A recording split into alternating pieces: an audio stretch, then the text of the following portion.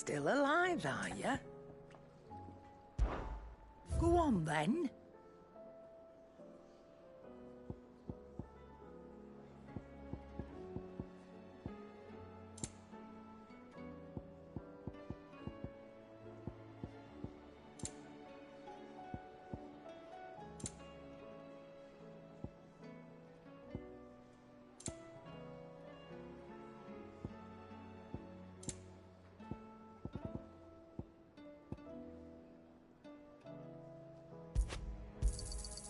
You'll not find a better price than that. It'd better all be here. You'll not find a better price than that. It'd better all be here. You'll not find a better price than that. You're rubbing me blind, you know. You'll not find a better price than that. You're rubbing me blind, you know. Finished, are you?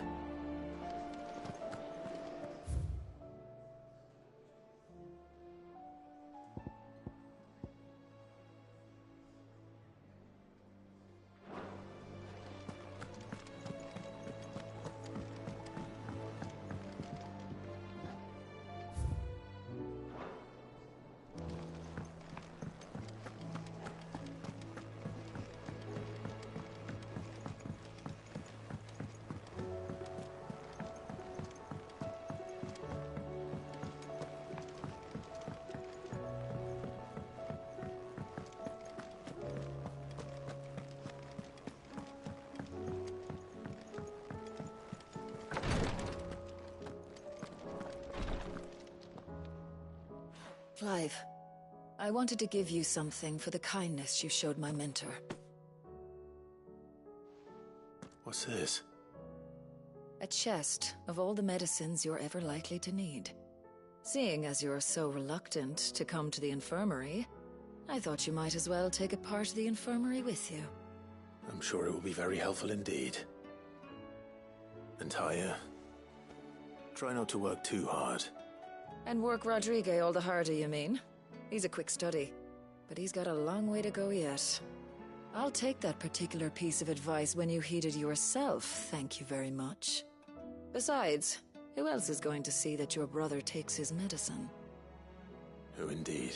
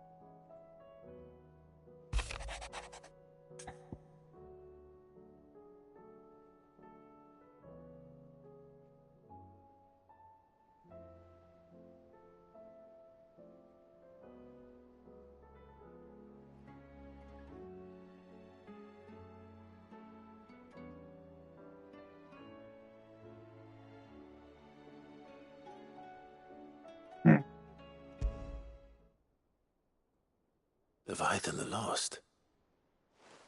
But why now? After all this time. Why, what now? Oh, I'm not sure you'd believe me if I told you. After all we've been through. I doubt there's anything that could surprise me at this point. All right then. Rouse Joshua and meet me in the mess. We'll talk there.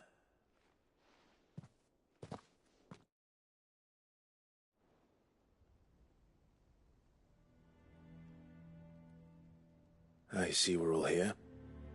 So, what is it this time? I'm not sure yet. The letter delivered to my chambers omitted a few crucial details. Do we know its provenance? That was one of the details it omitted. But whoever the sender was, it seems the dame held them in high enough regard to point them in our direction. The dame? Well, she's not one to waste our time. It must be important. Important might be an understatement.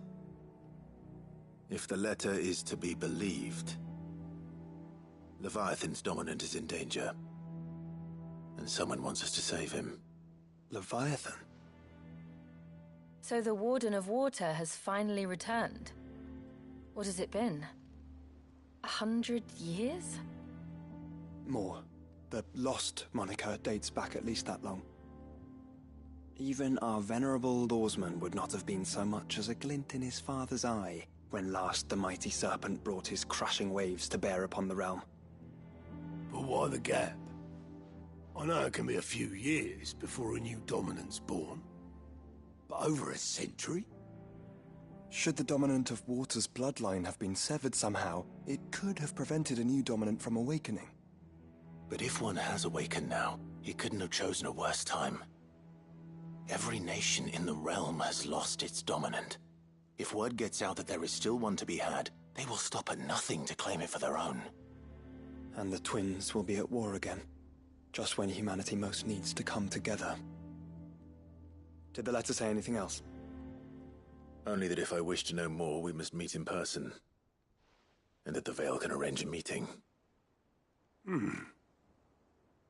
If nothing else, you can be certain it ain't a trap. Famous last words. I'm coming with you. As am I. Thank you. Both of you. And Otto? Yeah. I'll keep an eye on things here. Didn't fancy coming anyway. Thank you. I shall leave the Invincible in your capable hands.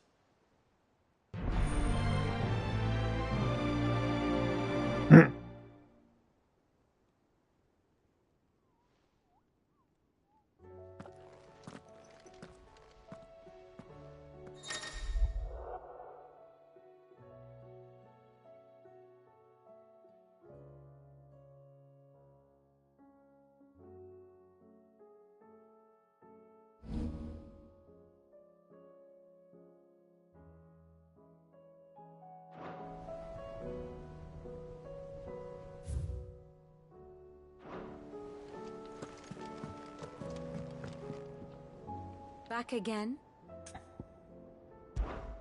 Allow me to educate you. I have the details here.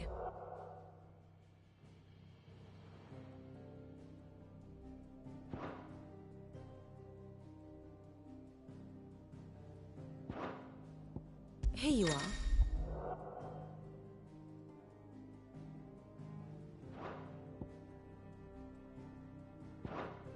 Very good.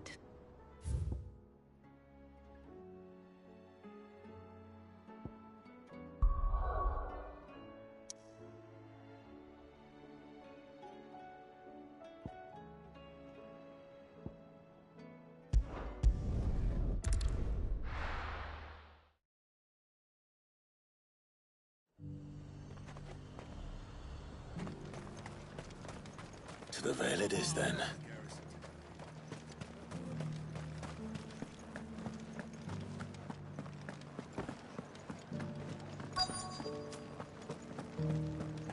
Looks like you've got first. But enough talk. Fancy a peek behind the veil, my lord? I'm looking for a Layla. You found one. So, Will your friends be joining in? Or just watching? We're not here for your services. We simply want to talk. What you do with your time is up to you. The price is still the same.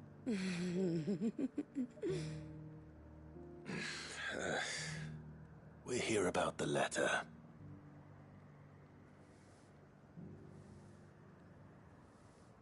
Oh. Sorry. I suppose you'll be wanting to know who wrote it then. Among other things. Look, I'm just the messenger here. There's only so much I can tell you. Specifically? A location, north of town, on the shore of Isle of Feist Bay. There you'll find a tent, and the woman who can answer your questions. And that's all? Nothing else? Actually, one thing. There's more than flowers in the meadows these days. So keep that sword of yours to hand.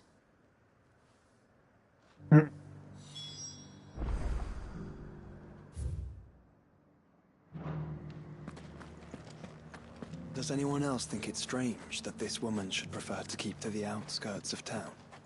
Not if she realizes the value of the information she's party to. And the danger it puts her in.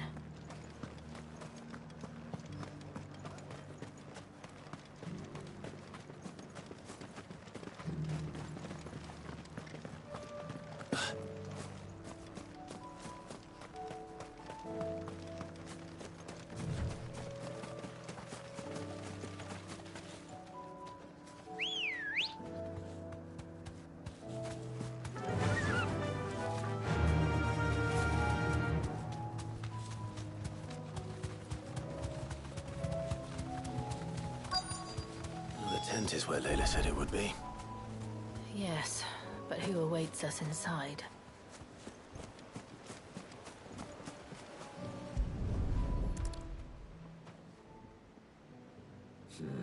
It's empty. Why am I not surprised?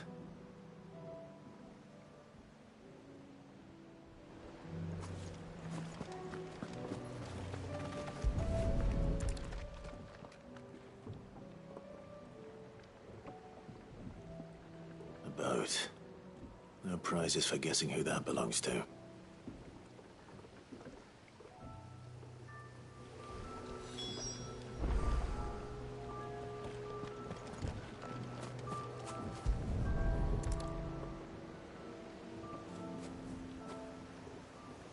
The embers are still warm. So you're Sid.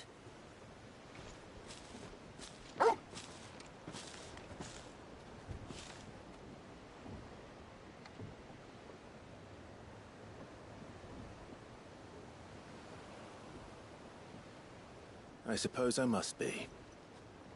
Which means you have me at a disadvantage. Apologies.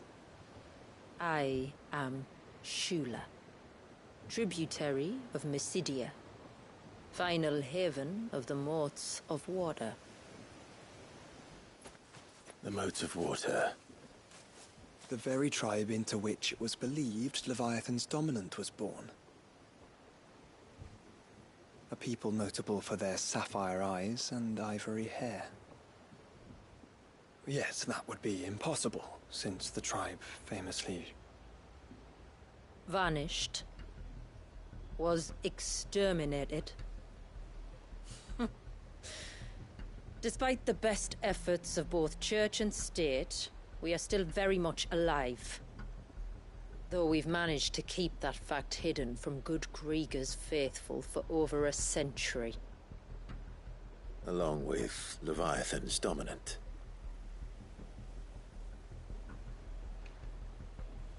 That wave out there. What do you know of it? The Surge. Only that it's been there a long time. Since the fall of Drake's Eye almost a century ago. Some claim the two are connected, but none can speak with any certainty. So in other words, you know nothing. Not that I'll hold it against you.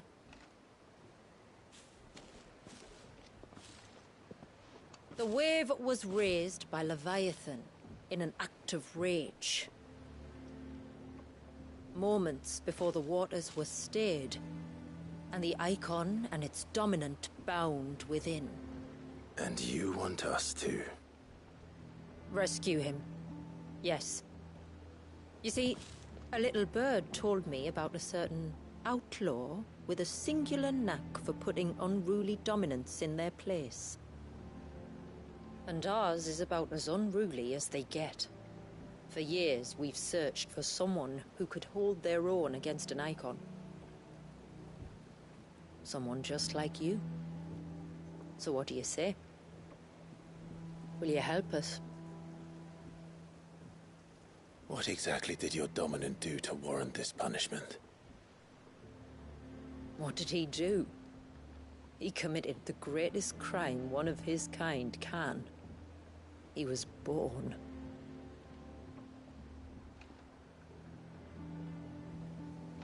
But he deserves a better fate than the one my people forced upon him. He deserves to be free. As do we all. Very well. Far-fetched though your tale may seem, something tells me you speak in earnest. So we will do what we can for your dominant.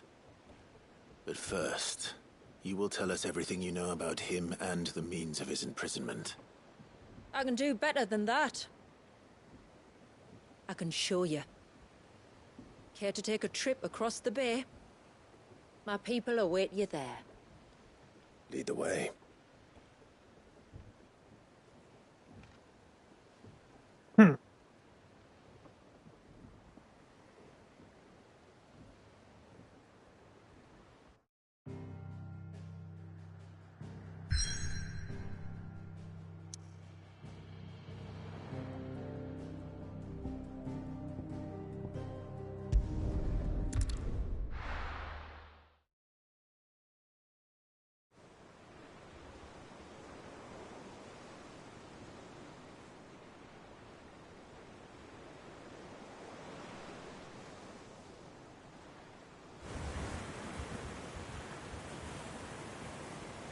All right, you might want to hold on to something. We're coming up on the wall, and passing through can take a bit of getting used to. I don't see any wall. Of course you don't. That's the point. It's a glamour woven by our ancestors to keep our village hidden from prying eyes. But don't take my word for it. Watch.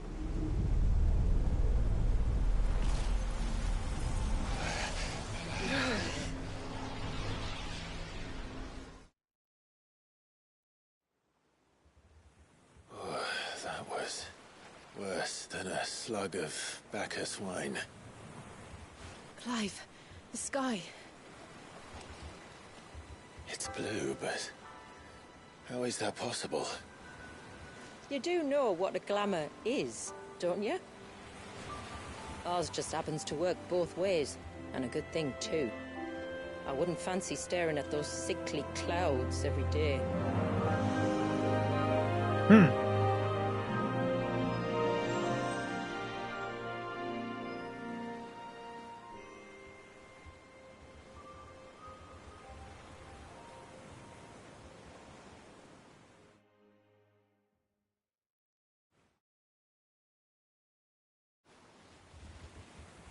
And that concludes our little voyage. We're here.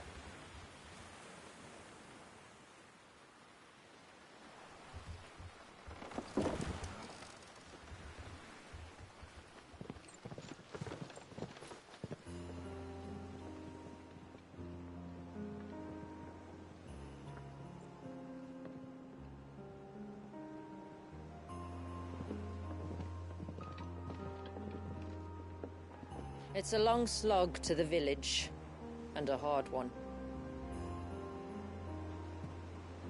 I hope you're up for a climb.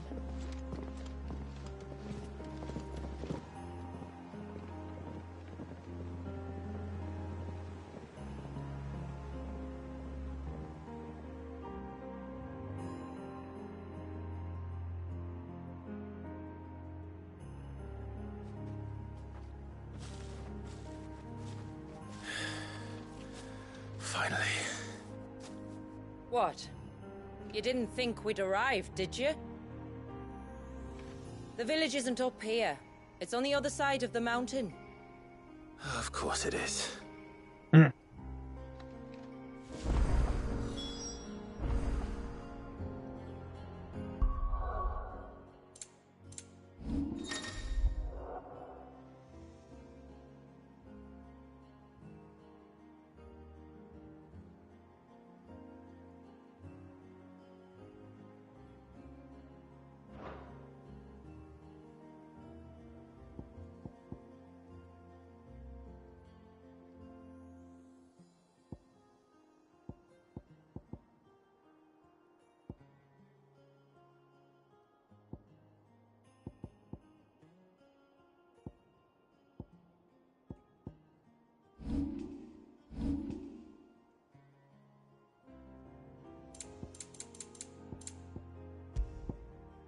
Neither am I.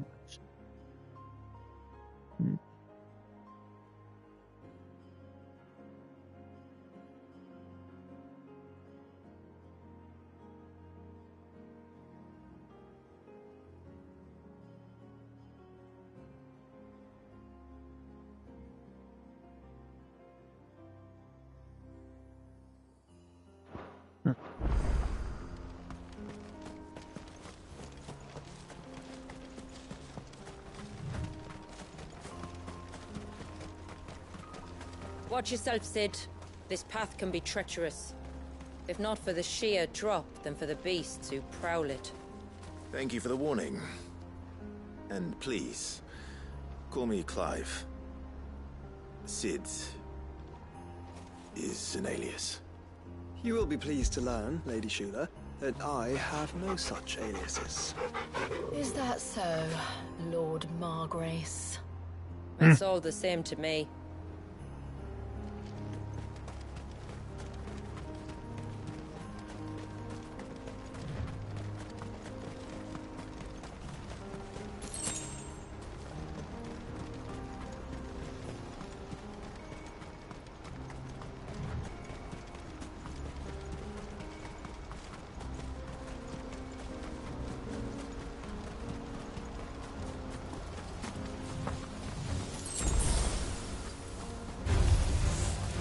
Wondering when they'd pick up our scent. Stand back. We'll handle this.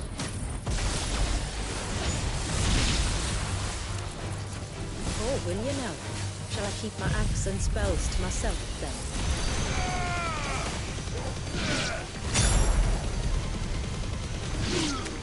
All yours, Torgal.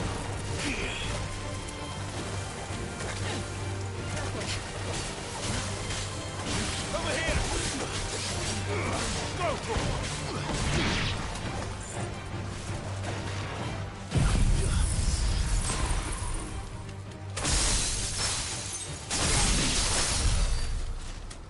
Earlier you mentioned spells, yet I see you carry no crystals. Since when did a bearer ever need crystals? But then, where is your brand? Waiting for me in Sombrek, if I ever get careless. Then it's in for a long wait.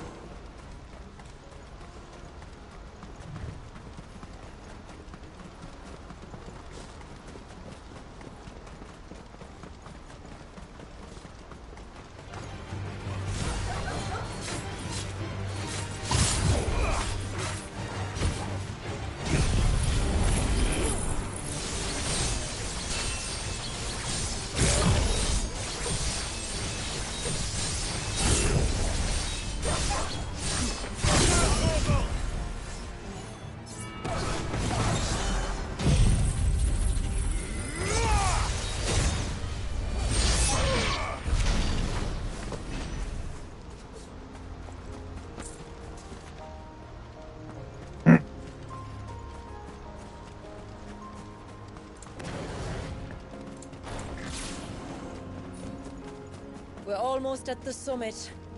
From there, you'll have a better view of our home.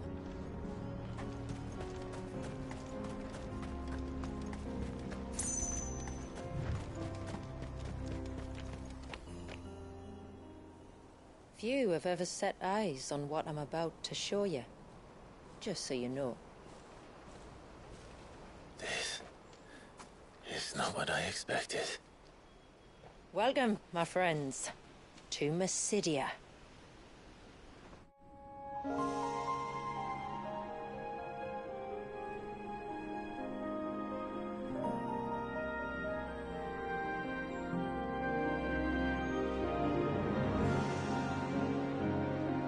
It's been a long time since I saw the North looking so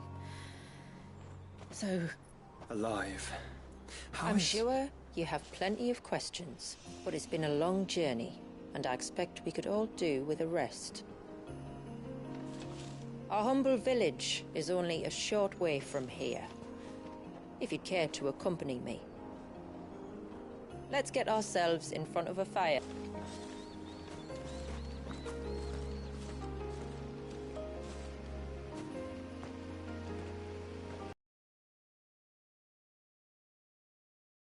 It's beautiful, Shula.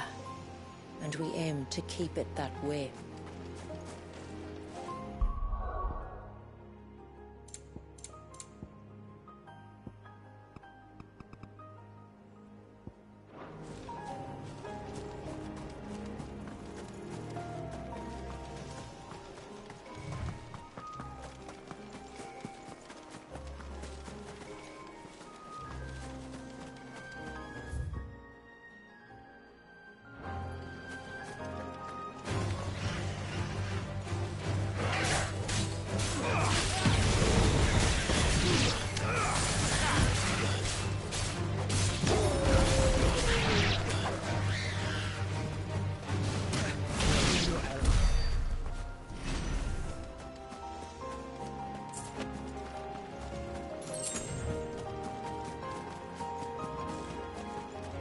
Are those stones glowing?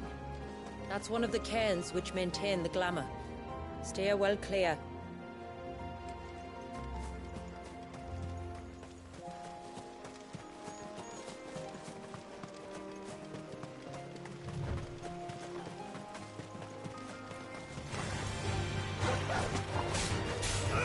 Over here!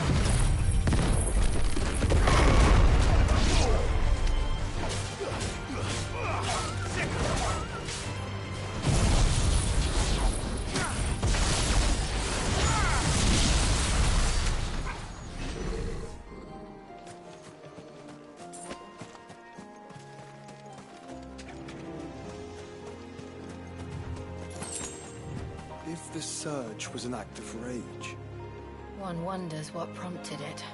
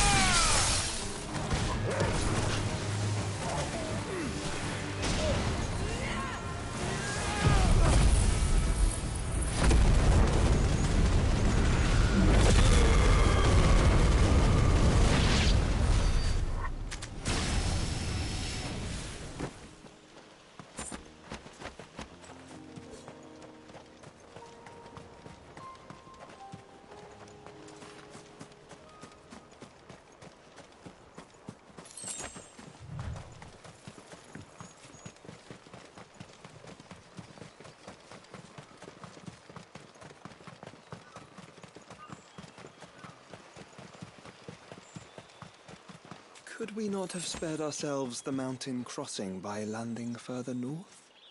In clear view of the bay?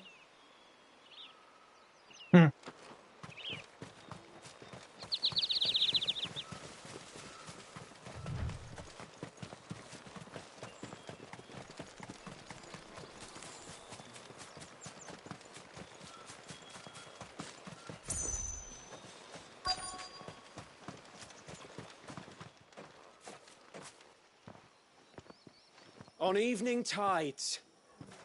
Does morning's light return?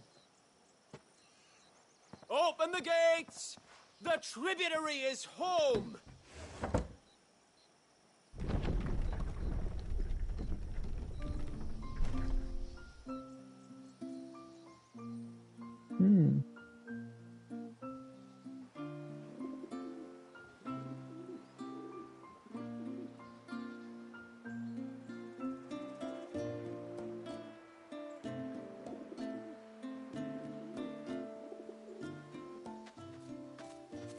Outsiders? Well, I never. Look at the size of that dog. All right now, back to your duties. You'll have to forgive my people their curiosity. We don't get many visitors. Or any, truth be told. Then we are honored to be the first. This is quite extraordinary. Like stepping into another world. So do you believe me now? You've made it difficult not to, my lady. But how did your people chance to settle here, in the north? Unless I am much mistaken, the moats of water long called the coasts of southern Ash their home.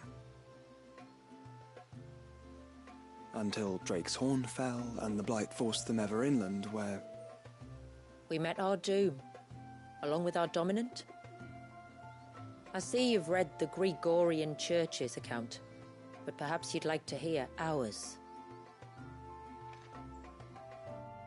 That building over there is the Witten Hall.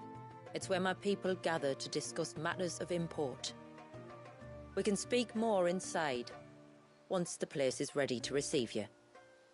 It shouldn't take long, but you're welcome to explore the village while I see to things. Thank you. We'll do just that.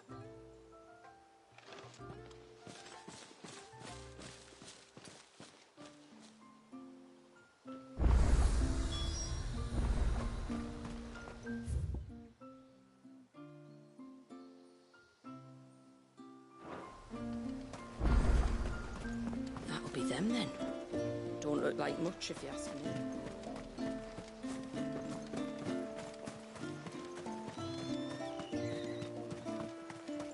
The stalks are thin, the leaves limp. We should dress the soil with dung straw. Just you stay away from that temple. Do you hear me?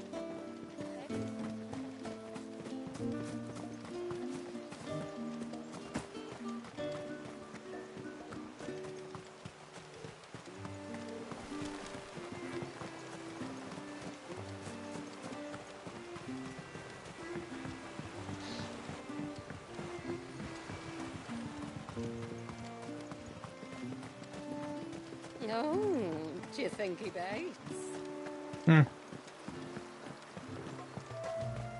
Intruders!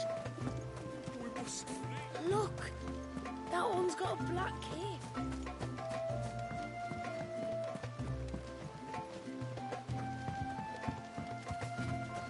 Look, Nan, it's the outsiders. How long do you think this bridge has been standing here?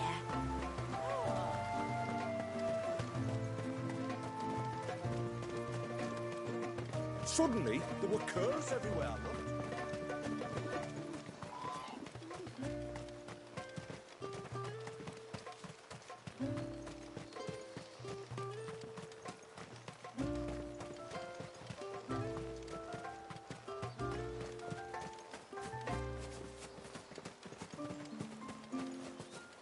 Please, Grandad, tell us another story about the witch.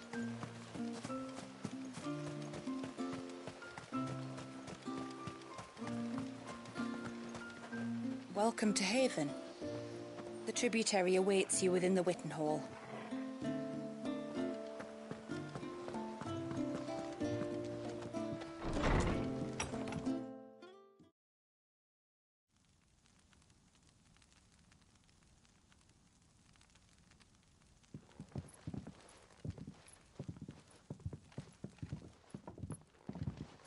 So what do you think of our little haven in the woods? It might not have all the comforts of a southern settlement, but at least it's ours. And there's a lot to be said for that. It can't have been easy keeping this place a secret. Not easy, no. We've dedicated our lives to maintaining the glamour that conceals us. Us and Walyes. This man, Walyes, is he Leviathan's dominant? That's right. Though he's no man, Walyes is still a baby. A baby? Forgive me, but you said that the Dominant and his icon were bound inside the Surge almost a century ago. That would surely make him older still. It would, if he'd been allowed to age. But the spell robbed the poor bairn of even that. I'm sorry? Walyes was the son of my great-grandfather. Leviathan awoke within him almost immediately. But instead of allowing the lad to live out his life as a valued member of the community, my ancestors sought to put his power to other uses. Sadly for them, the icons sensed their treachery and summoned a wave so large it would have swallowed the entire village if my ancestors hadn't stopped him. Then it is not the surge that binds the child, but time itself. Yes. Forgive me. I'm still not sure I understand. I'm not surprised. It isn't the easiest thing to explain. Which is why it might be better if I took you to see him. Show you exactly what he has to endure. That is why we came. Then let us be off. There's a road that leads north from the village. It'll take us right into the Surge.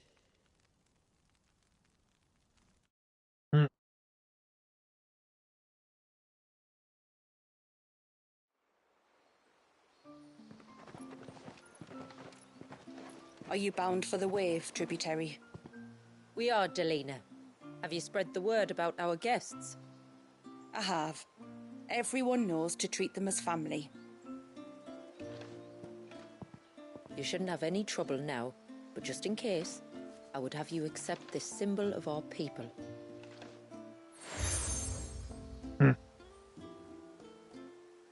That's very kind. I look forward to meeting the family. The feeling's mutual. Should the tributary be indisposed, feel free to ask me any questions you might have regarding the village, and I'll do my best to answer. Thank you. We will. Then I bid you good tide.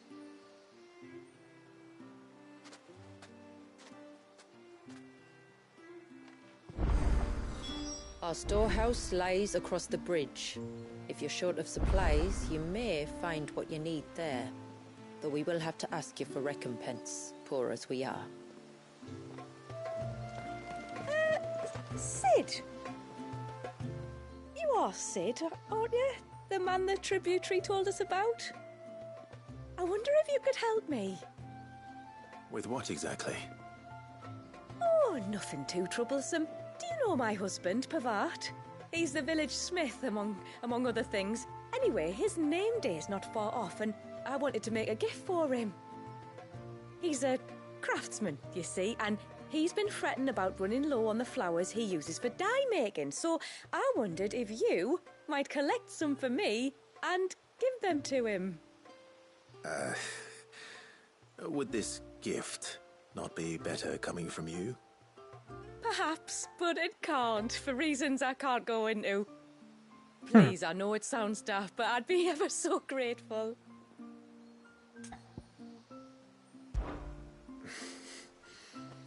Fine. Which flowers does your husband need? The sweet little blue ones that grow around the fount. Elder's blessings, they're called. We use them to dye our fabrics so we always feel close to water like they are.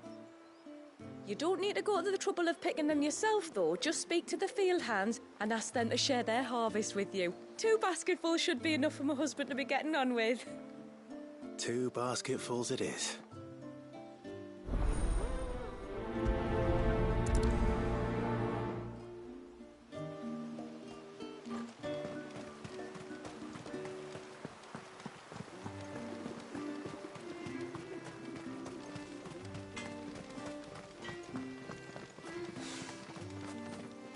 Where in the... Oh, I'll have her hide when she gets back. Oh, sorry. I was leagues away. How can I help you? If you're after something from the storehouse, it's actually my wife you'll want to talk to. She will have to charge you for the goods, though.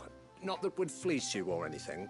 It's just, you know, needs must. I understand.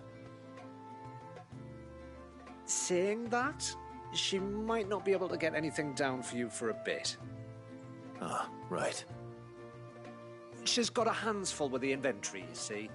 It should have been my daughter's job, really, but the willful little Rills decided to make herself scarce. The heavens only know where that girl's got to. If you'd like me to keep an eye out for her. Oh, no. I couldn't ask that of an outsider. Could I? You wouldn't mind? Of course not.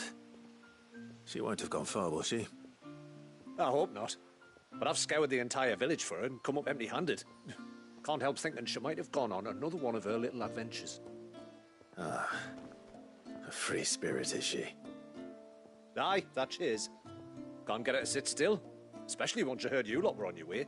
Outsiders! You should have seen her little eyes light up. Oh, if she wanted to watch you arrive, she'd have made for the low gate where you first came in. The guard there might have spotted her. Maybe you could ask him. Ruka, her name is. All right. I'll let you know if I find her. Try not to worry.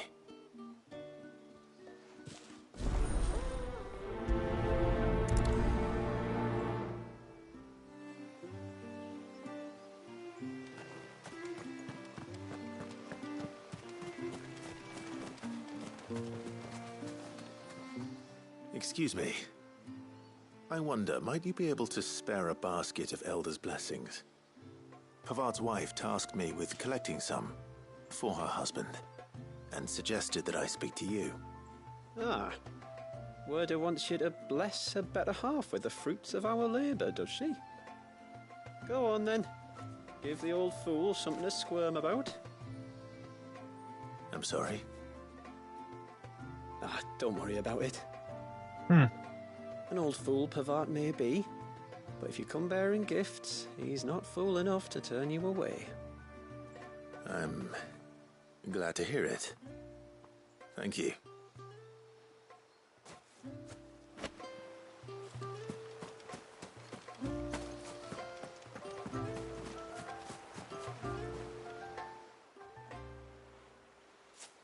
Ah, welcome to Haven, friend. Thank you. Forgive my presumptuousness, but the smith's wife has asked me to make her husband a present of some Elder's blessings. 2 basketfuls, to be precise. Well, I have one, if that's any help. It is. I'm much obliged. They really are beautiful. Aren't they just? Though that's not the only reason they have a special place in our hearts. Legend has it that when our people fled from Ash, the tributary of the time took some seeds with them. And as they wandered high and low across the Twins, he'd plant them wherever they stopped for water. Every elder since has done the same. So when we finally put down roots here in Mysidia, the flowers did too. Well, that's 2 basketfuls.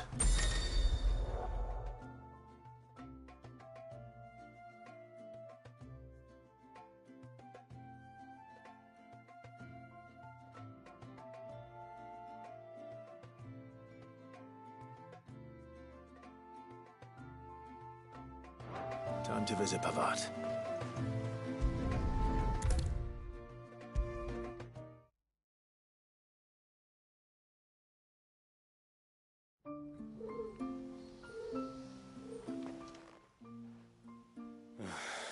What do you want? Your wife asked me to bring you these flowers.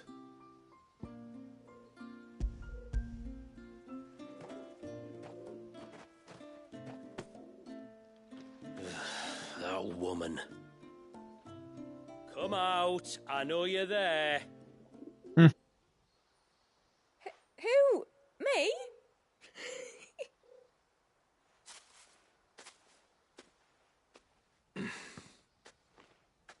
Would either of you care to explain what's going on? I'm sorry. I didn't mean to deceive you. It's just, my husband can be a bit standoffish at times, and I thought this might be a good way for the two of you to get acquainted.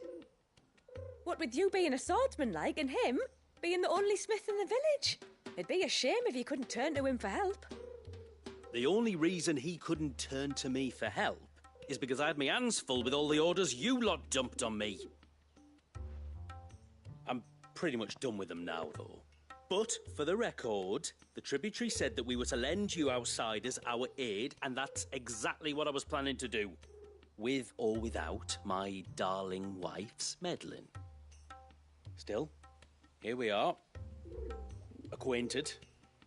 So, if there's out you need, just bring us the materials, all right? All right. All right, then. And tar for the flowers. I was running low. You use them for dyeing, I hear. Aye. Crush the petals and it makes a fine and lasting blue. We use it to stain the cloth for our tunics and pennons. To remind us where we come from, like. As modes of water. Children of the sea. That's right. The pattern, too, was left by our ancestors. The Ceaseless Rill, it's called. It symbolizes the river of our tribe, with the strength of Leviathan running through it. And no matter how that river has ebbed and flowed, changed its course, the flowers have always been with us, growing on our banks. I should get back to work. If you need something crafting, let me know. Oh, well. It was a pleasure to meet you. Wasn't it just?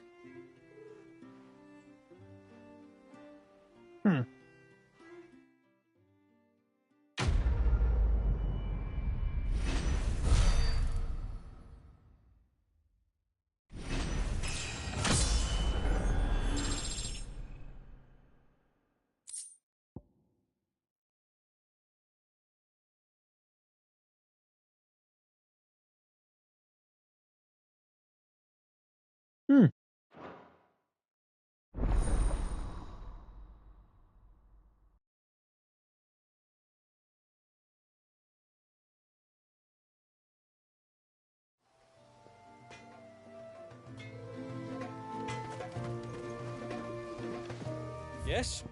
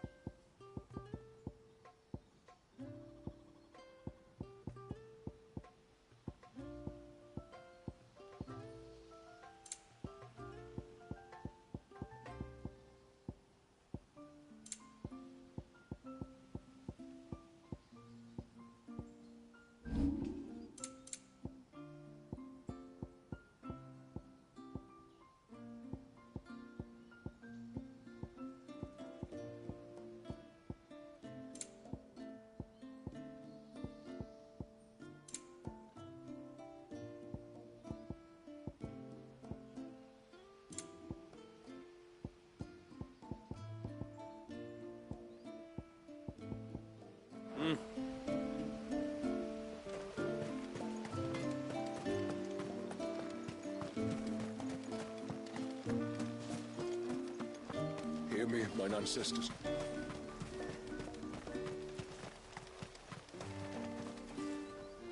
Excuse me. You haven't seen the storekeeper's daughter, have you? Little Ruka? I have, as it happens. She went out through the gate not long ago. Out of the village? Alone? Aye, she does it all the time. There's a path off to the left which leads down to the river. Nice little spot, that. And safe as you like. The beasts of the mountain don't dare come so close to the village. That's where she'll be. Go and have a look if you don't believe me. I will.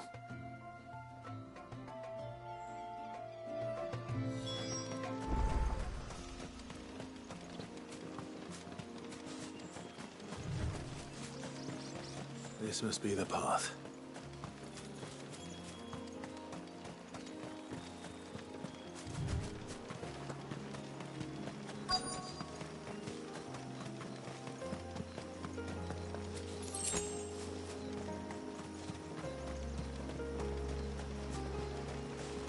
They're not here either.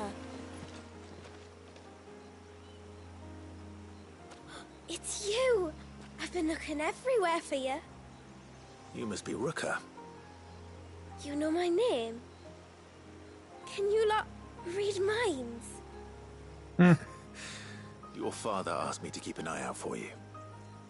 You left without telling him where you were going. He was worried. But I went to look for you. Well, now you found me. What do you say we head back to the village and let your father know you're safe? All right.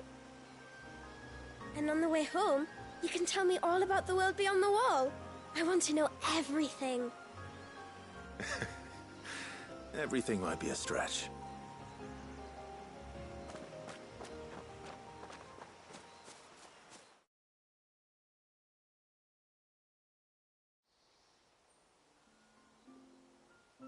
Thank you for bringing her home. And sorry for the trouble. Oh, no. It was a pleasure. Daddy, did you know that there are villages 10 times as big as Haven in the outside world? 10 times! Cities, they call them. And in these cities, they have great big walls and towers and castles. Oh, to think I was worried. You can tell me all about the outside world later, Sweet Pea. Now go and help your mum with the stores. All right.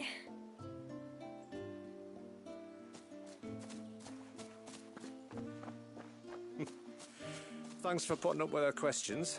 She, has a lot of them. One of the big ones being, what are the people beyond the wall like? Reckon you've made a good first impression. Are we the only ones she's ever met?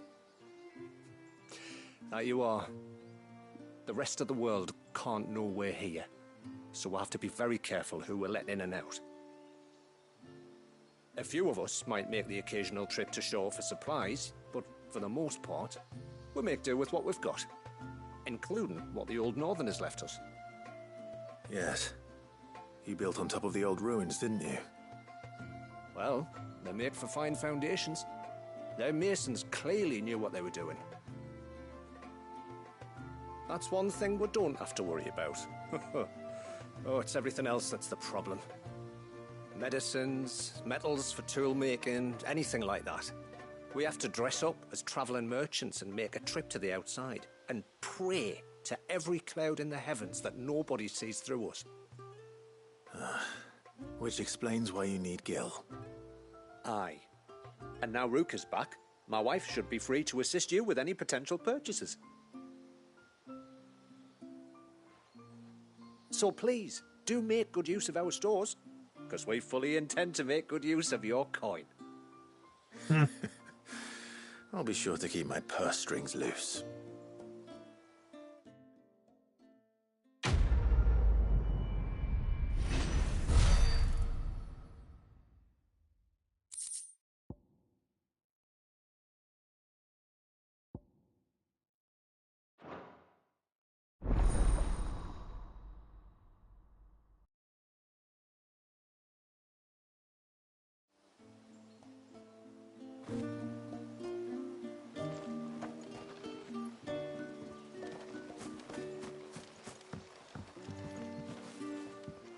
Thanks for bringing me daughter back. I don't grudge her looking for adventure, but she's got to pull her weight like the rest of us.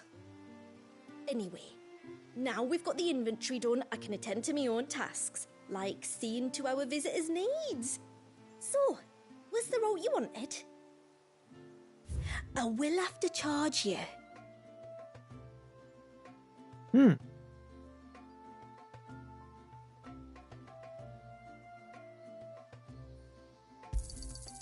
May it serve you well.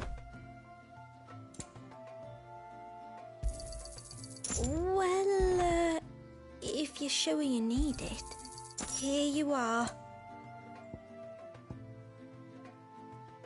Then I bid you good tide. Will you be back soon? You've still got to tell me everything else about the outside world. What do you think the tributary sees in those outsiders? How long do you think this bridge has been stuck?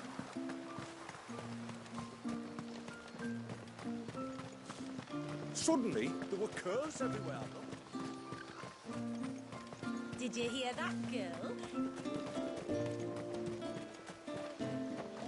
Off to the surge, are you? Well, just you stay close to the tributary.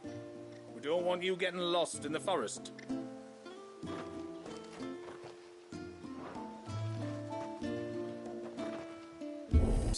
But are we not still leagues from the shore?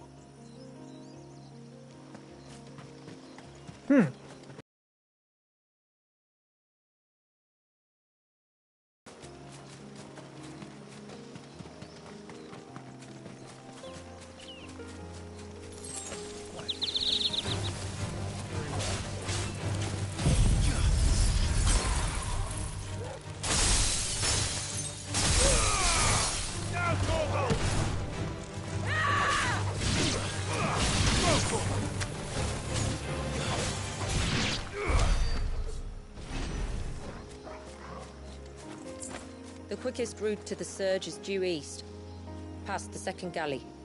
Shula, how did these ships come to be here? What do you imagine happens when an icon of water gets angry? Really, brother? Did you have to ask?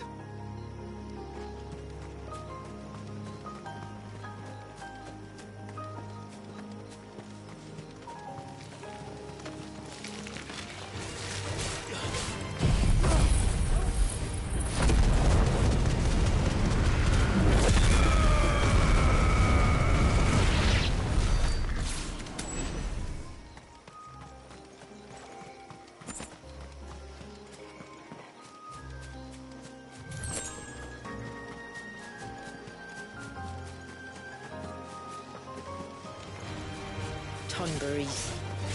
Foul creatures consumed by their hatred for everyone and everything. Everything save sharp knives, it seems.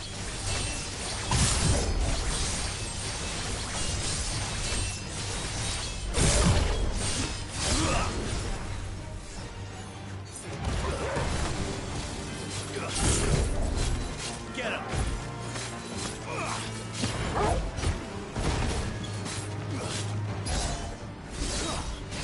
Nope. Get him!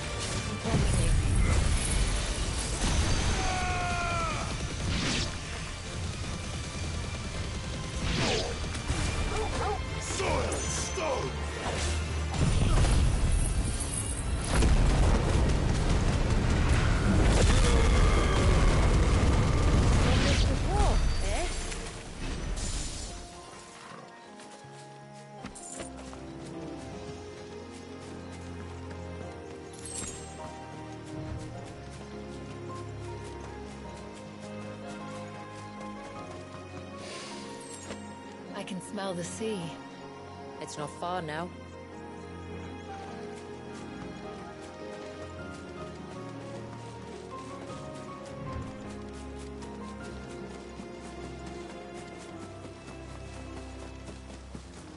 How will we reach the surge? We'll follow the coastline north. There's a bridge that'll take us across to the cape.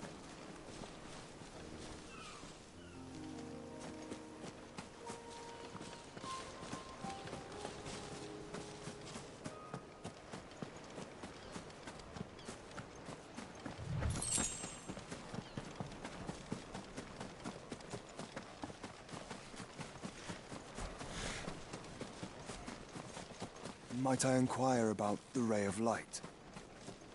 It's what prevents the surge from being reclaimed by the sea. And Dwalius by his people.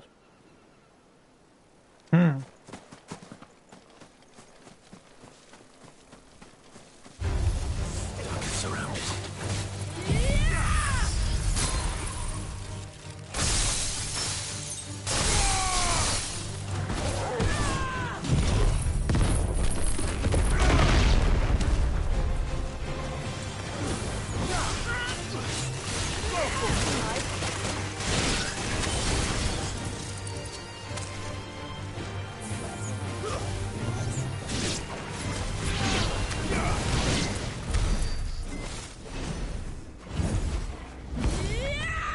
Better already.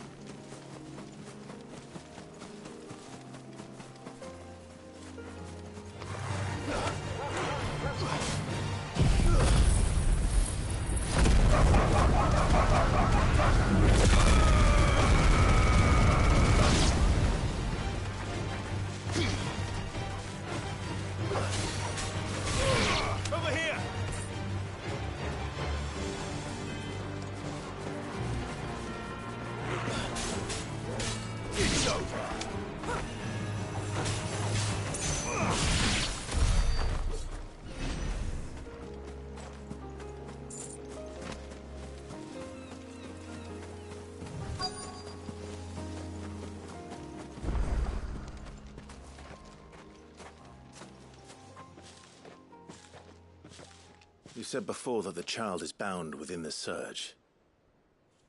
But you've yet to tell us how we're meant to reach him. I trust we won't have to hold our breath. No. The surge wraps around the cape without engulfing it. If we continue to its tip, there is a path down to the seabed. And the wave's origin. All right. It won't be the first dominant we've met at the bottom of the ocean.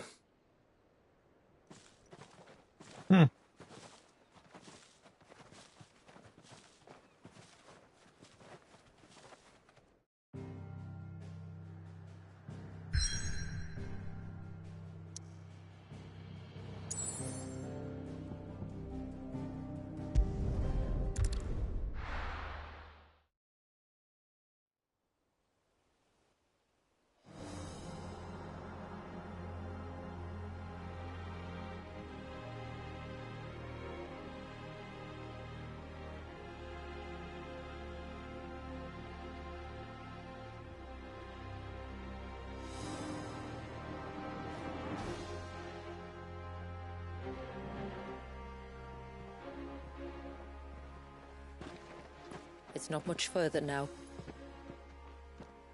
The path seems well kept. Do you and the villagers often come this way? Only me. Once every new moon without fail. It is my duty both as village elder and Dwalius's descendant. But surely no one blames you for what happened. Why should you bear the responsibility alone? You misunderstand. I do it because I want to show him that he isn't alone, and that there are still some of us who would see an end to his suffering. Suffering you will soon witness with your own eyes. I'm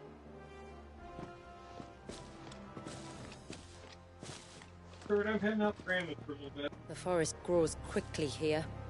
Left unattended, the path would be reclaimed in a matter of moons.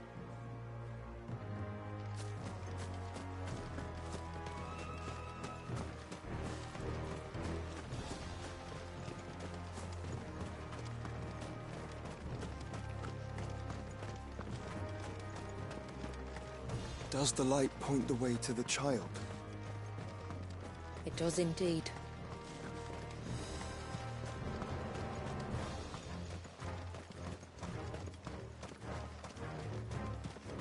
Look at all the droplets of water suspended in midair. Where they have remained untouched by time for 80 summers. It's It's not right. No. It's not. There.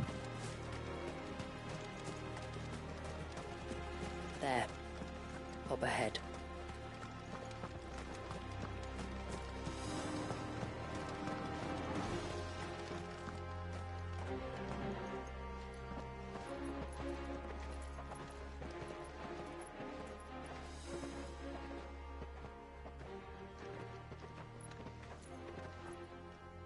Down in the center. Follow me.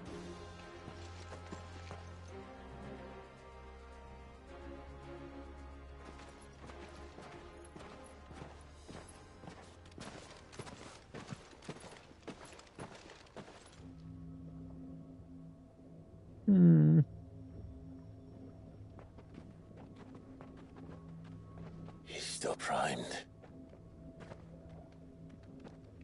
I'll never forget my first priming. The fear. And I was old enough to understand what was happening. One can only imagine how this poor child felt. He is the victim of an unforgivable sin. Committed by people who saw him as nothing but a means to an end. He must be so frightened. Then I'll ease his burden. You don't mean... I'm not going to hurt him. Contrary to the tales, I don't go around killing dominants for no reason. What if I told you there was a way to remove Wallis's icon? I tell you, you were a madman. It's hard to believe, I know. But it can be done.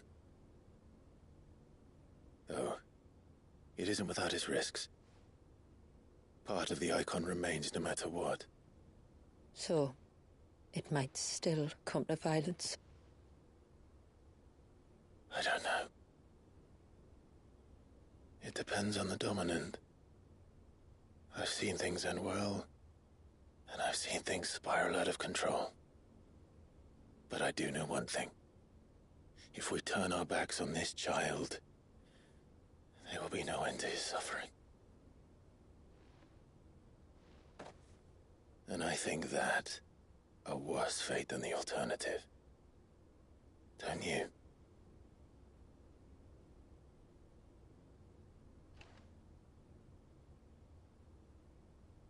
Very well. Do what you must. And whatever happens, I will own the consequences.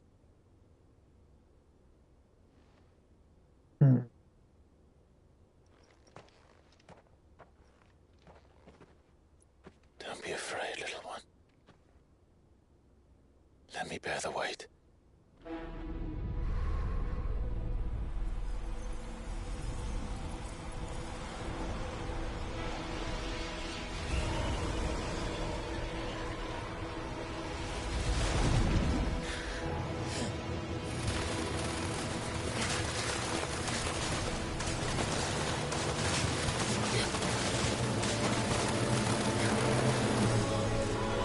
Hush now. It's going to be all right.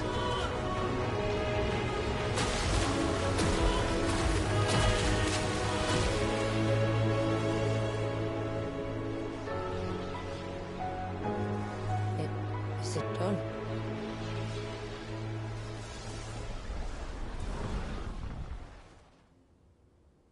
I think so. I can feel the icon inside me. But something's wrong.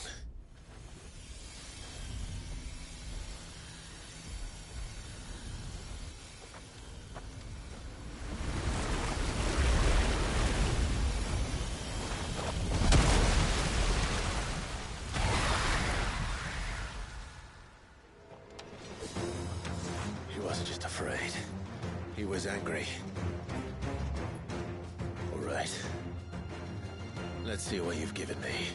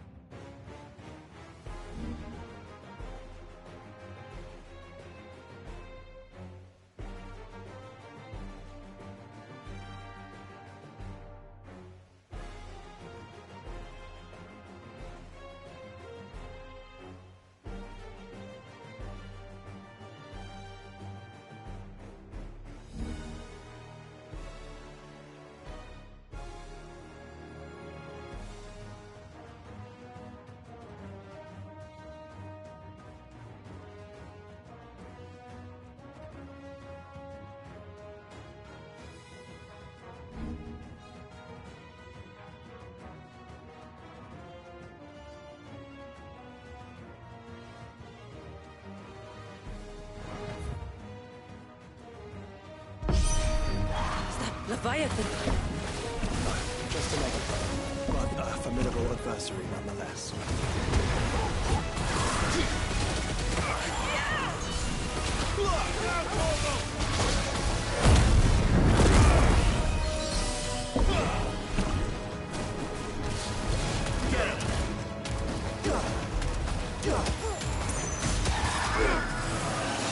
Oh, look. It has friends.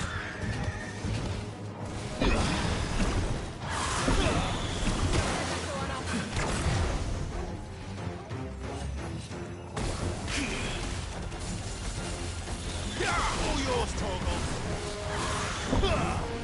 Come on. Now, Torgal.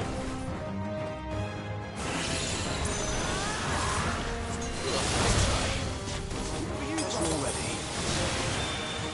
Go, Torgal. Get up. Go, Torgal.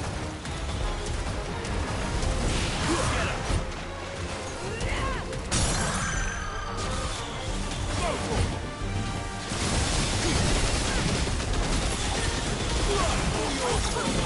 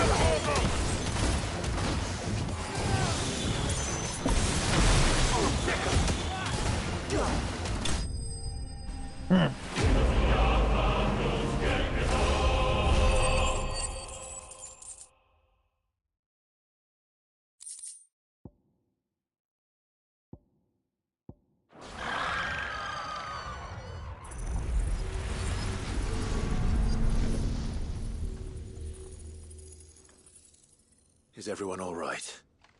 He seems calmer now. You said Walius was frozen in time. But he knew we were here. How? I don't know. He's never reacted to anything or anyone. Until now.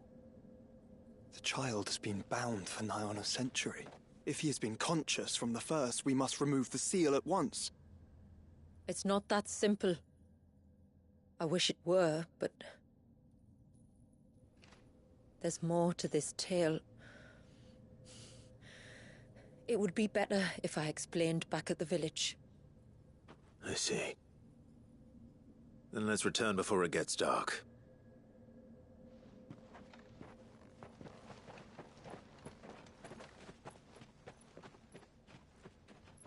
I'm sorry, Walius. I will make this right.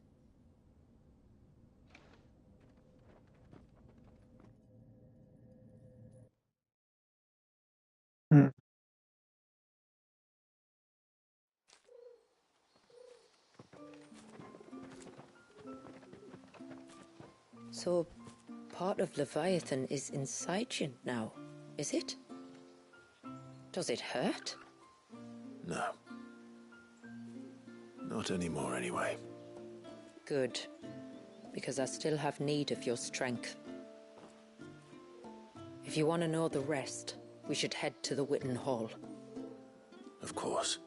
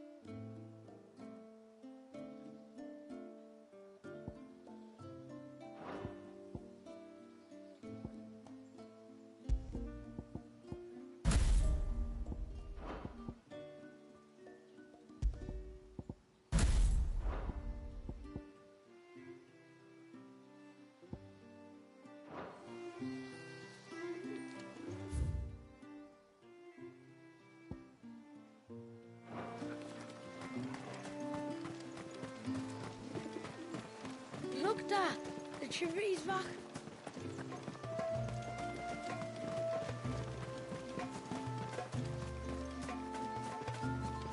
The broom is your warhammer.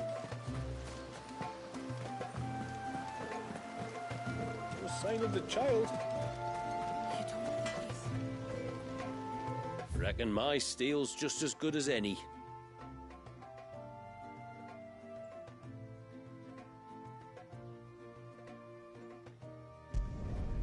There.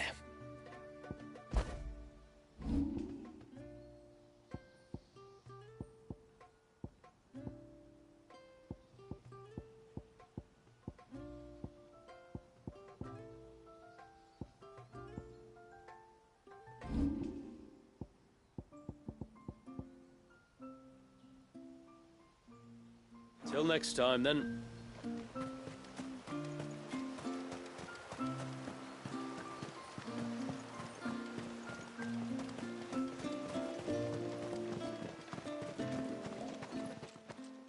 My lord, my name is Delina.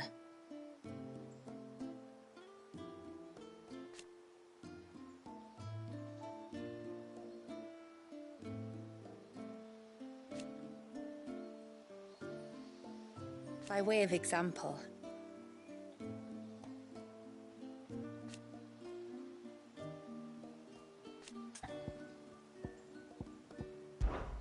as I'm sure you're aware,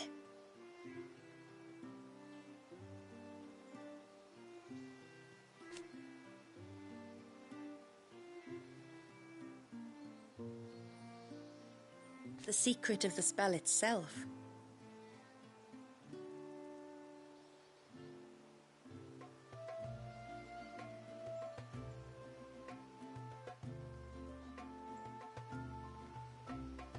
so they built the cairns.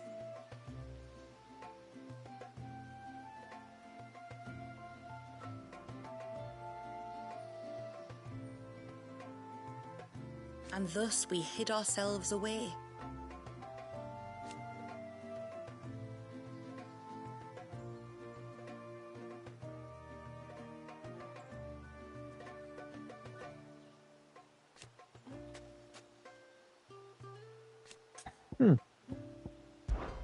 Our story began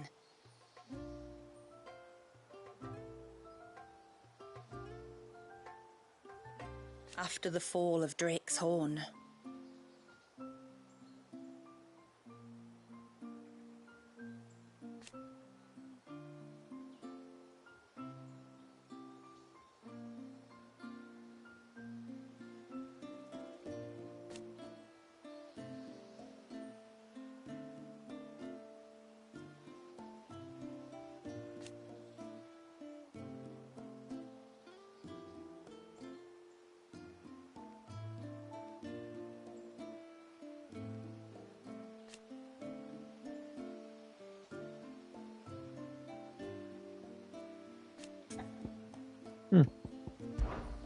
Fare you well, my lord.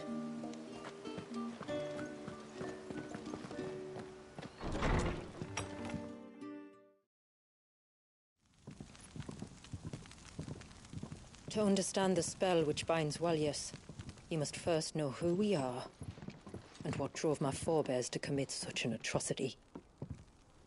This tapestry is our story, the one that brought us here. After generations of wandering, my people sought refuge in northeastern Storm, some 170 years ago. But in exchange for our safety, the Gregorian Church demanded we renounce our faith, and branded us heretics when we could not. To be exterminated, as a lesson to others. And so was it chronicled in the Imperial histories, for anything less would have made the Church seem weak. Yet a handful survived. The few who did fled north and west, and in doing so discovered two things that would forever shape our fates. The first was an old legend, revealing how to make your very own Mother Crystal. I've heard that one before. Yes, yet it gave them new hope. however false. Our ancestors convinced themselves that they could recreate the divine if they could only find a strong enough heart. A living being capable of channeling torrents of ether. And the heavens provided. A dominant. Well, yes. They'd stumbled across a nostrum in an ancient ruin, which they believed could provoke a sudden outpouring of a creature's ether. They meant to enrage his icon. Leviathan would have destroyed everything, had our people not made their second important discovery. A means to stop time itself. Where did they find that? The Northerners had no such magics, or they would have used them. When our ancestors first arrived, the land was uninhabited, save for an old witch who lived on the highest peak. Her body had been consumed by the curse, a cruel payment for her long years of service to the Northern Thanes. So desperate were they to prevent the fall of Drake's Eye, they'd forced her to devise a spell to stop time. But Drake's Eye did fall. It did. When she finally perfected the necessary magics, it was already too late.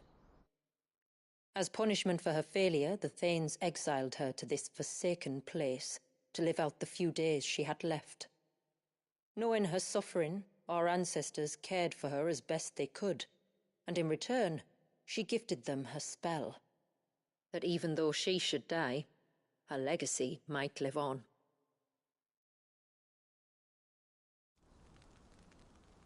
So armed with both the knowledge of the ancients and the secrets of time, our ancestors settled upon an ambitious plan. They would create a new Mother Crystal and enchant it that it might endure for all eternity. Thus would our people's wandering, our suffering, finally end, and prosperity visit us once more. And all it would require was the sacred price to pay. Or so they believed. Another victim of...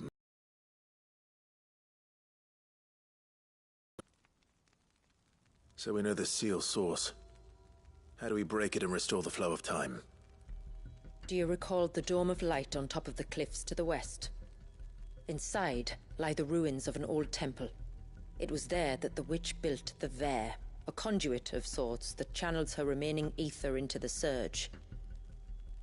But it's been a long time since anyone set foot in the place. And now, there are others who claim it as their own. Then we shall go prepared for a fight. That said, it may be best if one of us stays behind. You think the village could be in danger?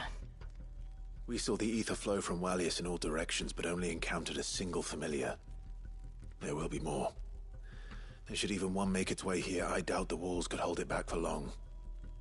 Then I shall stay. The Phoenix will see your people safe, tributary. You have my thanks. Very well. We should depart at once. I fear time may no longer be a luxury we can afford.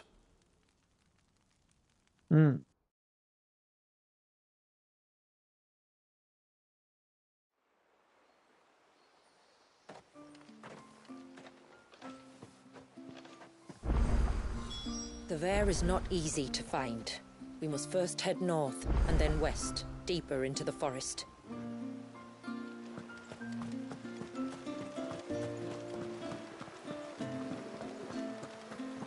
No sign of the child. You don't... I can't. Just try to breathe. That's it. Is everything all right? Ah, you're the outsider. I'm Fannet, healer by trade. And this is Talor, one of my patients. He took ill not long after you arrived. Nothing too serious, I hope. I hope so too, but... But? This affliction, it's like nothing I've ever seen before. He complains of feeling chilled to the bone, but there's no fever to go with it. And my most powerful antalgic hasn't done a thing to ease the pain in his chest. I'm starting to wonder if his condition might require a different kind of treatment altogether. Shula said that you were here to help us. You couldn't help me, could you? I'd be happy to. If I can. You can, don't worry. All I need you to do is speak to Talor's son, Pavat, over at the forge, and ask if he knows what his father was up to before he came down sick. Something must have caused this, and I want to find out what. The trouble is, Talor's too weak to speak, and I can't leave his side for long. So while you talk to Pavat, I'll pay his wife Word a quick visit, just in case she knows anything. All right.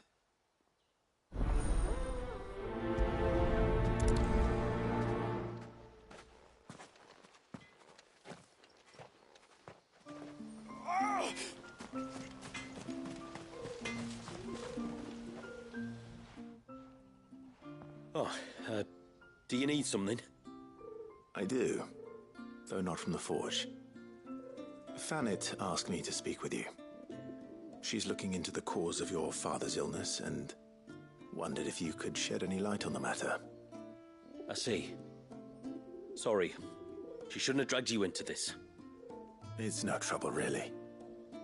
Tell me, did your father do anything out of the ordinary before he fell ill? Not that I know of. But then I hardly see him. He's always out and about, like. Well, at least he was. Suppose he might have been a bit more fidgety than usual, but apart from that... When you say out and about, where does he usually go? Just round the village. Wanders over to Blazier's place most days. He's a fisher who lives on the other side of the fount. They're old friends. Maybe he knows something I don't. Maybe. I'll go and speak with him.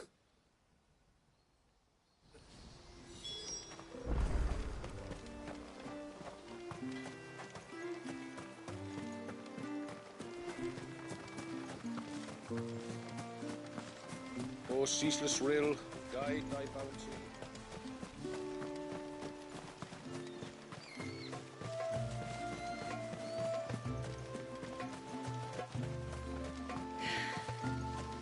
Almost time for...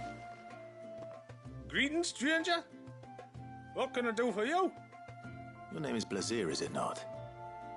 Pavad tells me you're a friend of his father's, and that the two of you may have spent some time together prior to his illness. His illness? Talor's never been ill a day in his life. I don't know why he'd start now. Oh, Fanny doesn't know either. It was she who asked me to look into his recent behavior on the off chance it might explain how his condition arose. Oh, I suppose there was something that struck me as a bit odd. He kept asking about the woods. Did you see anything strange on your way back from the shore? Are you certain? Do you swear? That kind of thing. I didn't, of course. But he wouldn't let it go. It was like he was expecting something to happen. It was just a matter of when. Not that I know what. But he never told me anyway. Well, that certainly does sound unusual. And it might just be what Fanit is looking for. Thank you. I don't mention it. Oh, and when you say Talor, wish him the best from me, yeah?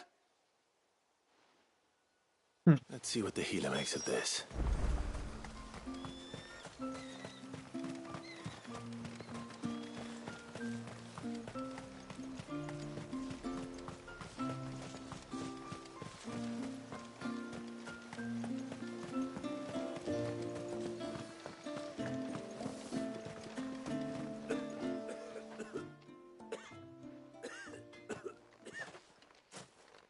I spoke with Werder, but she couldn't tell me anything.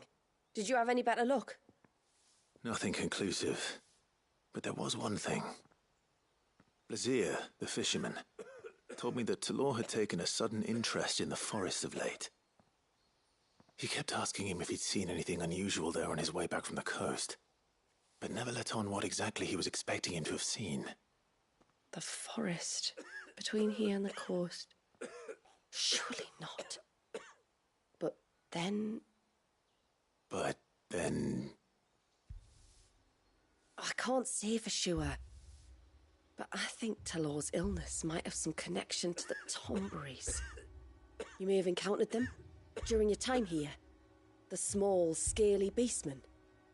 And you think they may have caused Talor's illness? I do. At least in a way, and if I'm right, it's no wonder the treatments I've been trying didn't work. Oh, I know it's a lot to ask, but would you go down into Father's Fell for me? There's an altar there, and if my fears are true, an offering upon it. What is going on here? Please. I'll explain everything when you return, but time flows fast. I beg you, make haste for Father's Fell and take the offering from the altar. Talor's life may depend on it. Very well.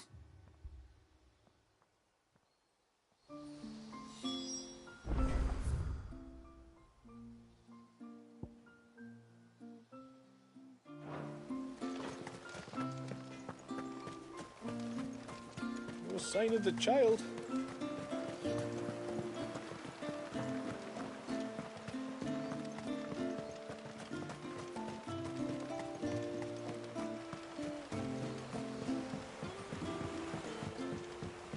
My lord, may I speak with you a moment? There is a matter with which I would beg your aid. Of course, what is it? Please, not so loud. Something serious, then? Yes. I think we might have company. I was passing by the low gate when I saw a figure moving among the trees up on the cloak. At first, I thought it must have been you or your brother, so I didn't say anything, but the more I think about it, the more certain I am that the figure looked familiar. And you're sure it wasn't one of the other villagers? Positive. I think it was someone from outside the wall who has found his way inside. Of course, it could just be my imagination playing tricks on me. I only caught a fleeting glimpse, and it might have been you or your brother. But if it is who I think it is, we cannot allow him to leave now that he knows we're here. Would you go and see?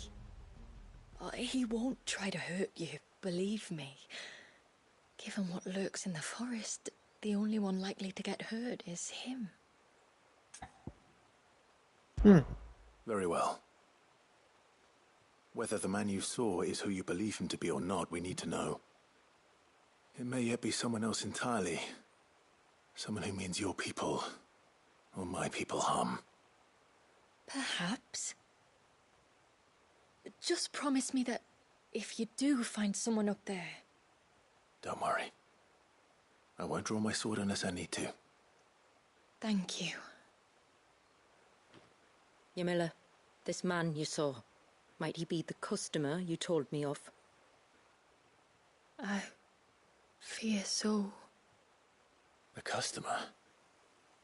I'll explain later. Come on.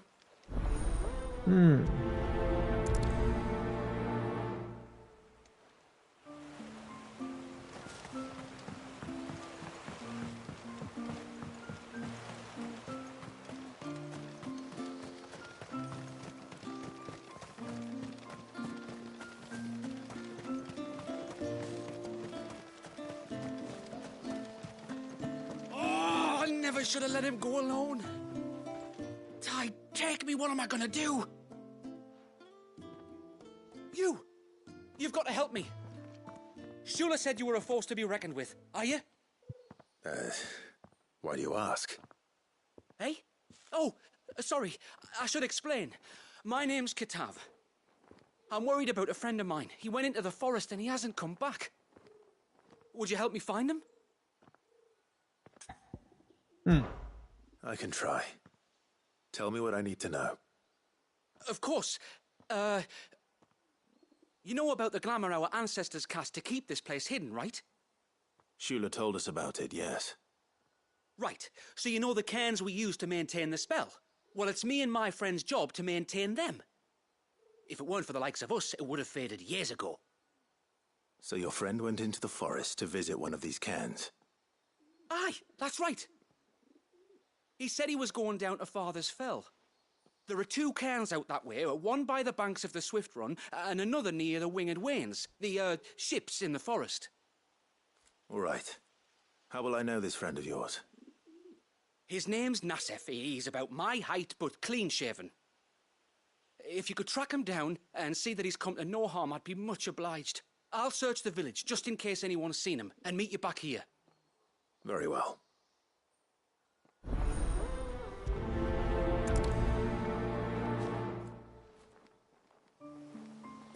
One cairn by the ships, another by the river. Better get moving. Hail, stranger. Are you a rider by any chance? I am. What gave me away? Oh, I can smell it on you. The scent of the stables. And not just any stables. Something tells me you've never been one to ride half-starved birds with chine-gall and wet beak. If I had a guess, I'd say your bird eats only the finest greens and has her feathers groomed twice a day with a curl hairbrush. Nothing but the best for my Ambrosia. Ambrosia, eh?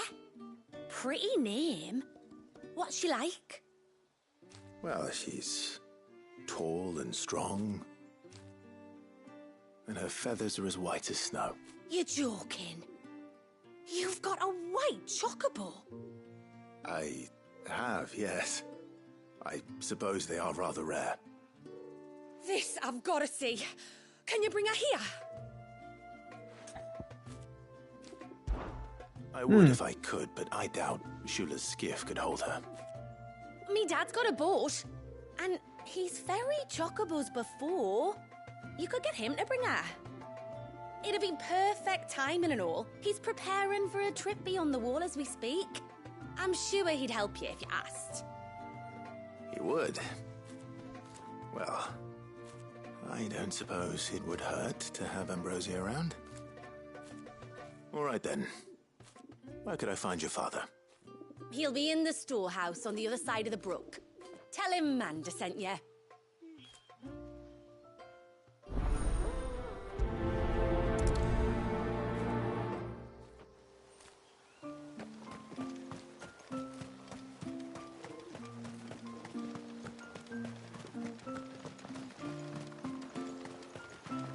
Bastard things.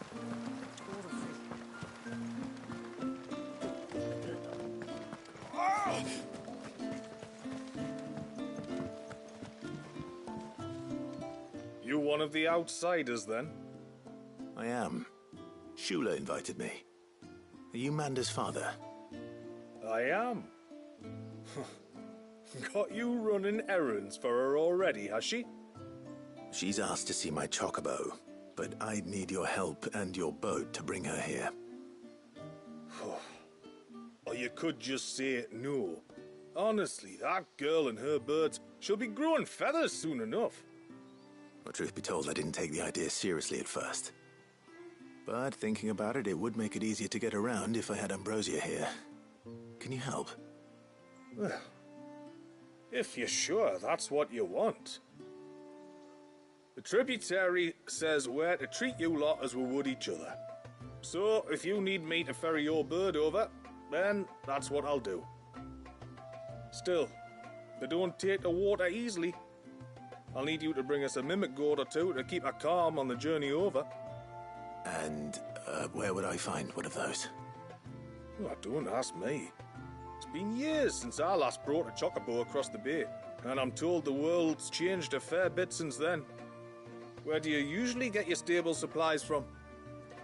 Well, the man who made Ambrosia's tack lived in Martha's Rest, and if I remember correctly, he traded in chocobo feed too.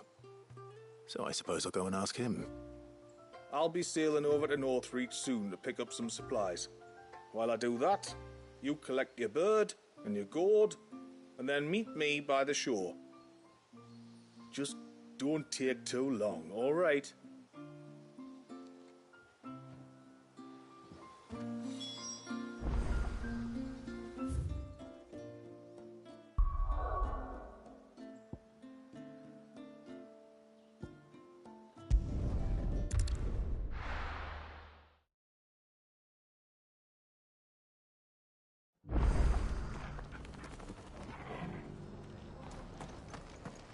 We've got a few rooms going spare now. You want a bed for the night? Speak to Martha. I remember you. You're the one who saved Whiteheart. How's the old girl doing? She's very well. Thank you. Oh, don't thank me. You're the one who saved her. Anyway, what brings you to the rest today? I was hoping to purchase a Mimit gourd. And I thought you might be able to tell me where I could find one. Oh, reckon I could do better than that. Just so happens, I've got a whole cartload of the blasted things. Not a buyer in sight. Really? Aye, you'd be doing me a favor taking a few off my hands before they turn to mush. But just be on the lookout for wild birds, eh? Don't want them chasing after you like they did me. I will. And thank you. Oh, you're very welcome. Any friend of Whiteheart is a friend of mine. And in times like these, friends have got to stick together. We certainly do. Northwich, then. Wouldn't want to keep Anders' father waiting.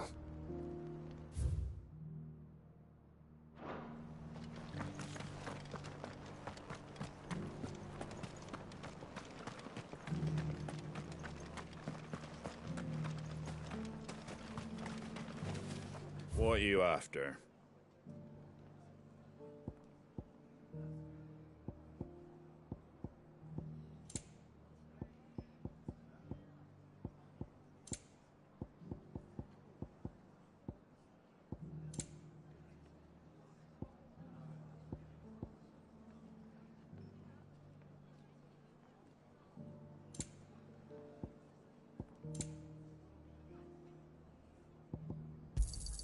Thanks very much. Much obliged. Thanks very much. Much obliged. Thanks very much. There you go. Much obliged. Thanks very much. Much obliged. Thanks very much. There you go.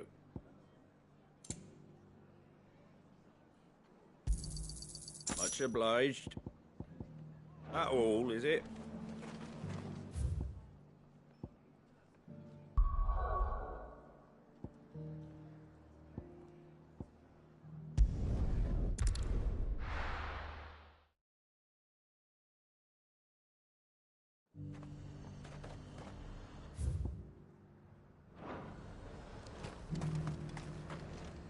Welcome, welcome.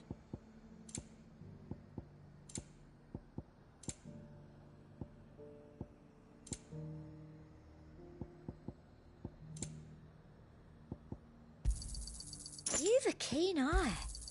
I do like a customer who knows what he wants. You've a keen eye. An excellent choice. I do like a customer who knows what he wants. An excellent choice. You've a keen eye. I'll be here if you need me. And how might I help the garrison today?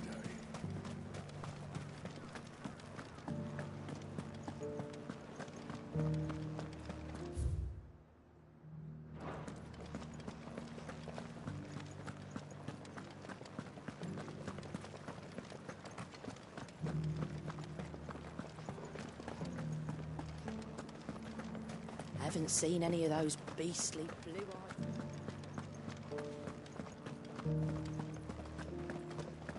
Do be careful. I will.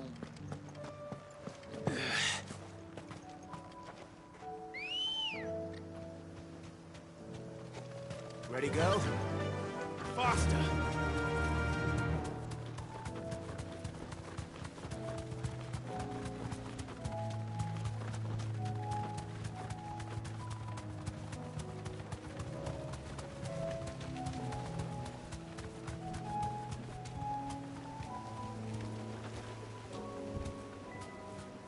Straight home now. Ah, there you are.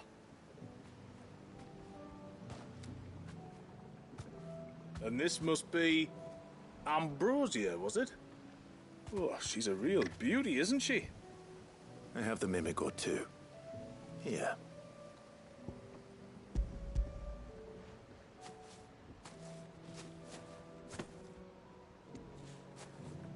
Thank you kindly. Soon as she's gobbled this up, we'll set sail.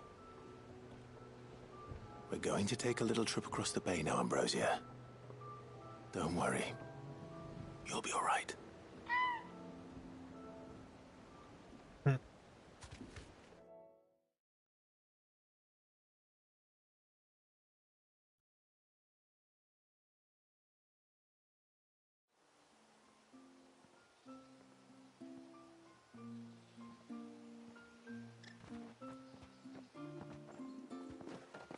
Well, we made it.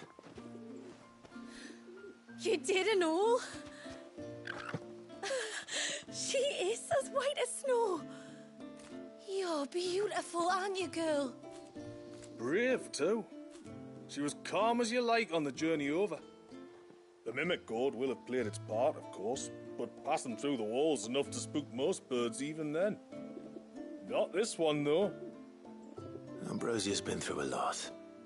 I doubt there's much that could unnerve her now. Not with a beloved master by her side. No. It's you who looks after me, isn't it, girl? Anyway, thanks for bringing her here. I hope I can breed a bird like her someday. And if you and Ambrosia need ferrying back to Northreach, you only need say the word. Thank you. But I think we might explore Mysidia together. What do you say, Ambrosia?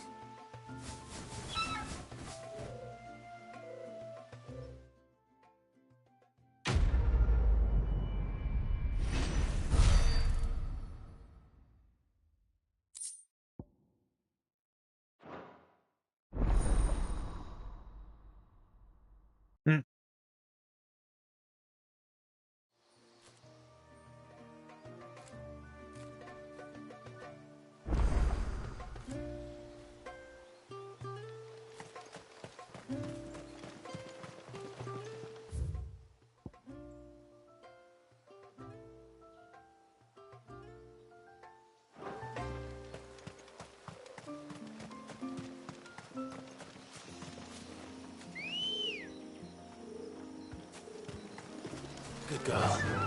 Yeah! Before, we turned east at the shipwrecks to reach the coast. Now we must head in the opposite direction. Left it is, then.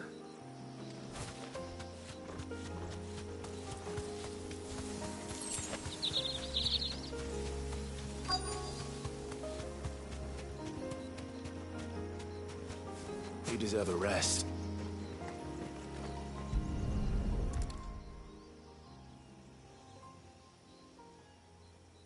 Well, here's the cairn.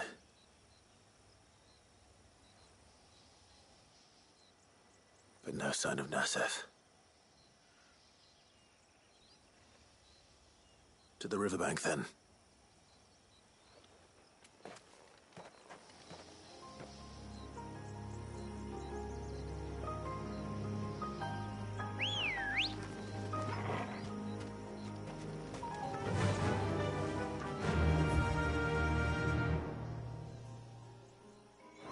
Fly, Ambrosia.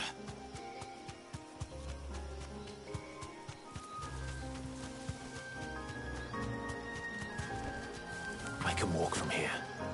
If there's one thing I know about beastmen, is that they love to hide in the dark.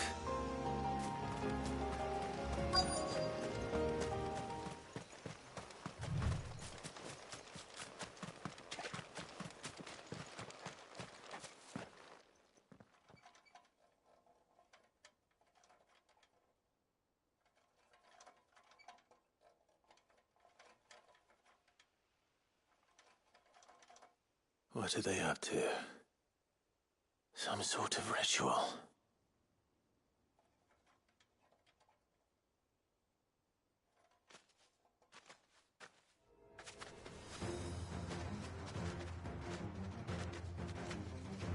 Sorry to disturb you.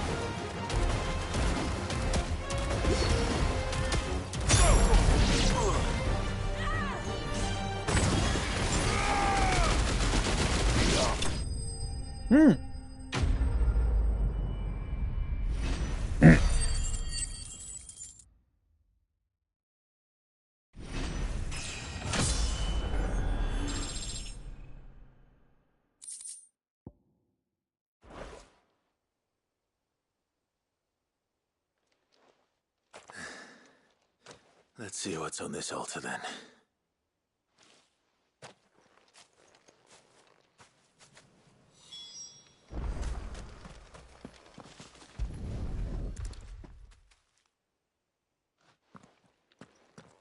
A silver chain. I doubt the Tombries made it. This must be what Fennec was talking about.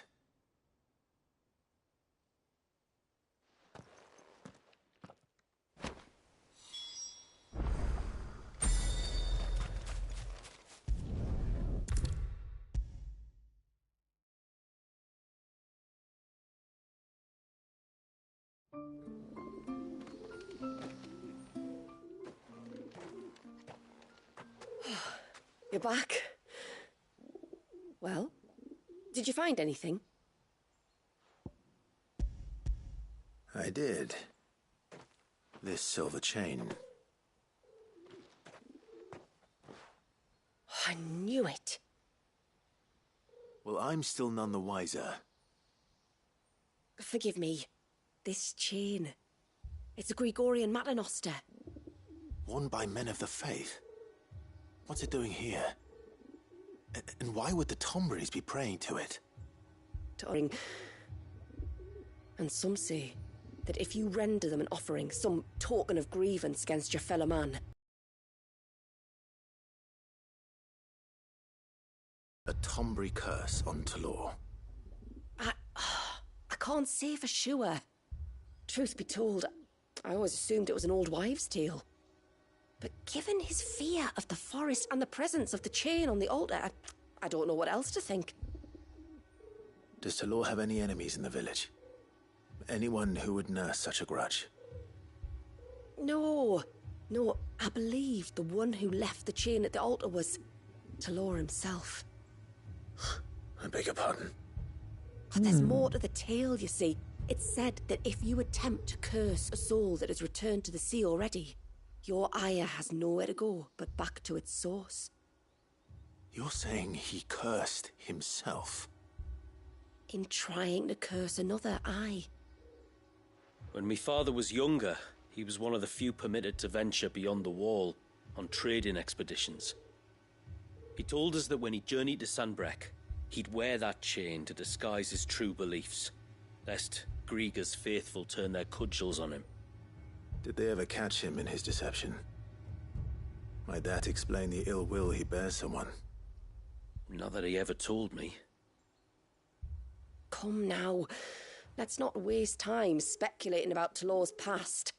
We need to focus on the present, and that means finding a way to break the curse. All right. If there's anything I can do to help, let me know. Thank you. I shall. Aye, and thanks for going to all this trouble. Here, it's not much, but I want you to have this. We call it an adder stone. It's a gatherer's charm. Reacts to certain rare minerals we use in crafting. Makes them ring out like a bell, stuff you'd have no chance of spotting otherwise. If you find anything, see that you bring it back to me. I can make you some decent gear with it. If you're interested, like. I am, thank you. And I'll be sure to pay you a visit. Until then, I wish your father a swift recovery.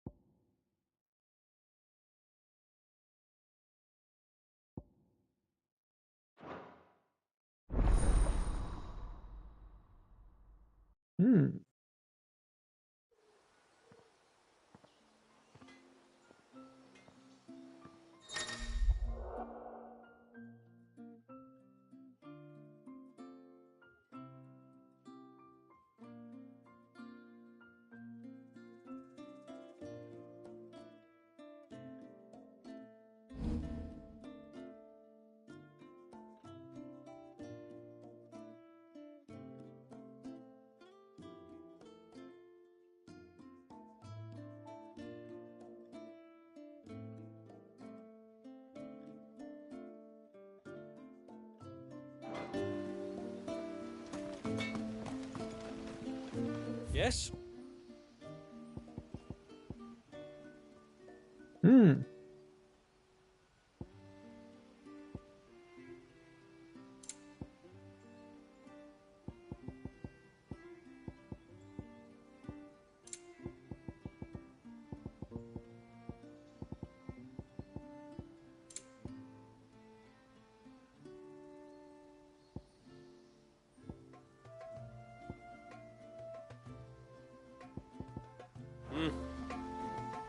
What is it you want?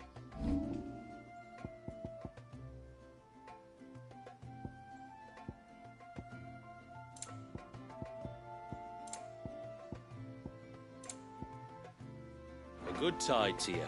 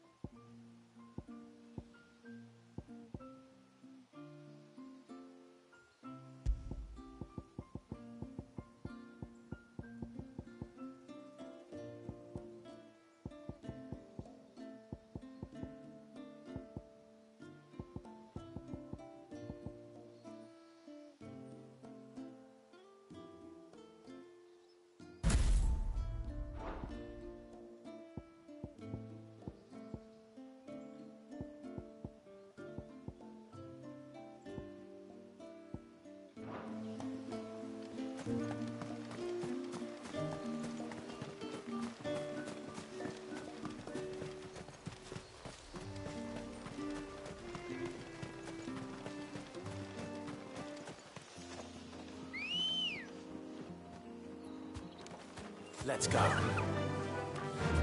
Faster!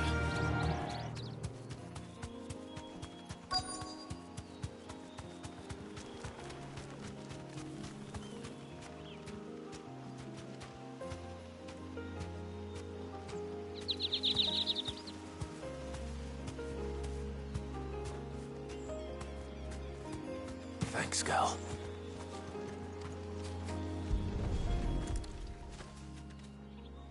A bottle.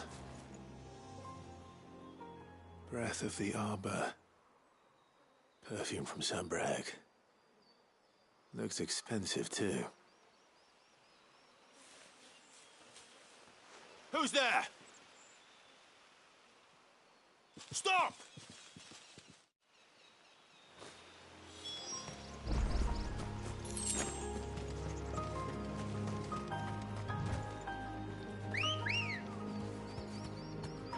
Good girl. Fly, Ambrosia.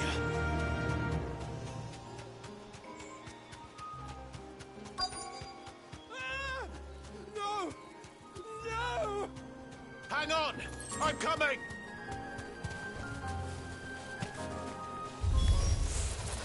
Don't eat me! I'll give you gut rot, I swear!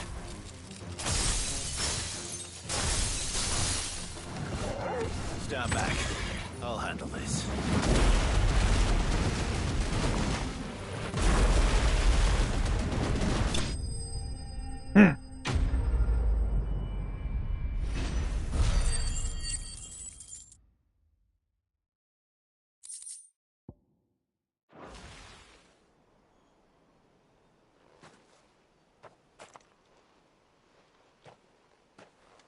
Are you all right?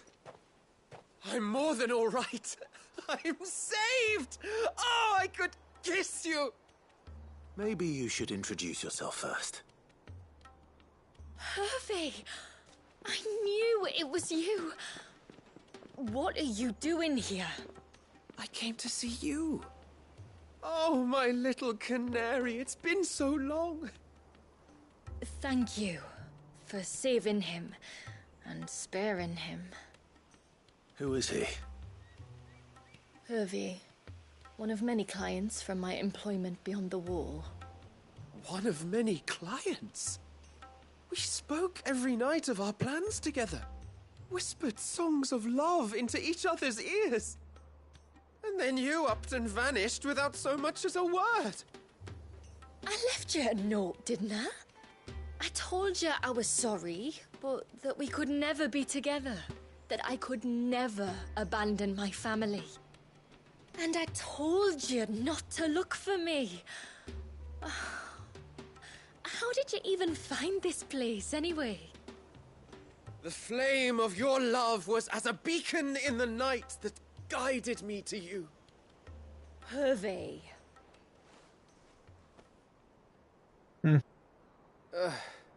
I was walking by the coast near Northreach when I saw a lady who looked like you. Eyes like the ocean. Hair like the driven snow. The next moment, she and her companions were jumping in a skiff and sailing out towards the wave. So I, borrowed the nearest boat and started rowing. It must have been Shula bringing us here. So what? You rowed, found a nose how many leagues across the bay, simply because you saw a woman with white hair. And as I did, the skies changed from a dull and hopeless grey to a bright and benevolent blue. That was when I knew for certain that my little canary was close.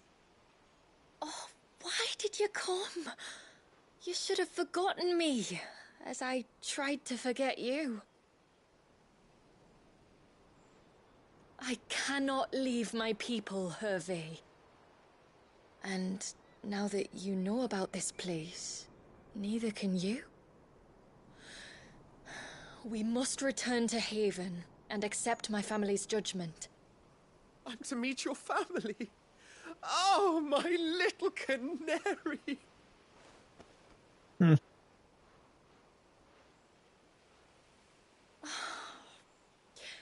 Please, come and see me later. You did as I asked, and you must be rewarded for it. But first, follow me, Hervey. To the end of the world and beyond.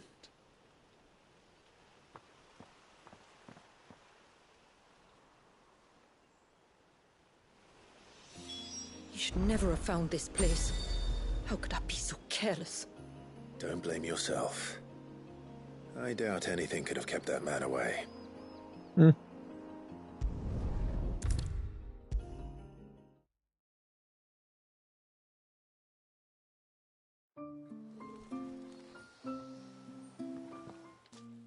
Forgive me. There's nothing to forgive. You two met at the Vale, I take it. When I worked there, yes. To earn the coin that my people need to survive. Though Mysidia is our sanctuary, there are certain necessities that it cannot provide. And for that reason, some of us seek employment beyond the wall. Yet few are the opportunities for followers of a strange faith in a strange land. And so you supported your family as best you could? I did. And I have never regretted it for a moment. I found a second family in the Vale, and in the Dame, a second mother. I also found Hervey. But our love could never be. I knew that if I revealed my secret to him, I would be putting my people in danger. But that if I did not, I would be living a lie, unable to return home. What will happen to him now? Since our people settled in Mysidia, uninvited visitors have been few and far between, but not unknown. Explorers, survivors of shipwrecks, none lasted long. I see. That was before my time, you understand. I've never had to make a decision like this before. Ymila, know that I do not blame you for any of this. It was me who decided to make the trip to shore. Me who exposed our secret. This was my mistake, and I shall bear the responsibility. Thank you, tributary. I only beg you to remember that Hervey means us no ill will. He's just a fool. A fool who loves me. I will take that into consideration. But yours is not the only voice I must listen to. The whole family must be consulted, and it may take time for me to arrive at my decision. I hope you understand. Of course, tributary. However long it takes. Come what may, I thank you, my lord, for bringing us back together.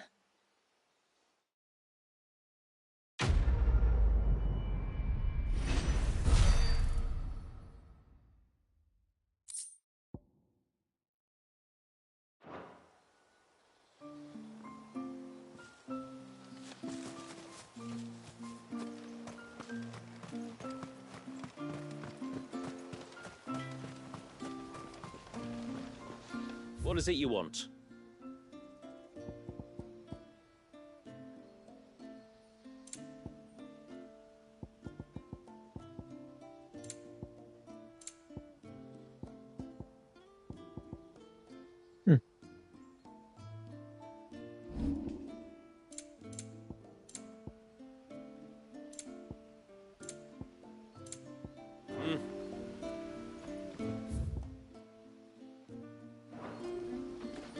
No sign of the child.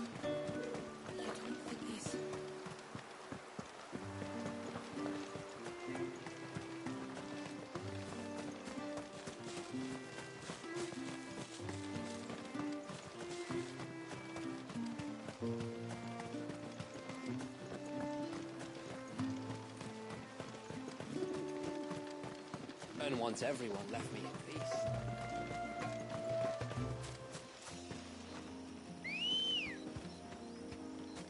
Come on. Run like the wind.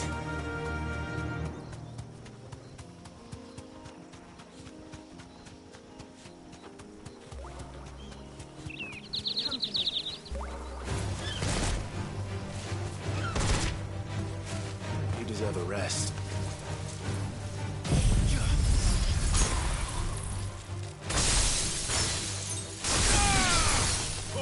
Kill!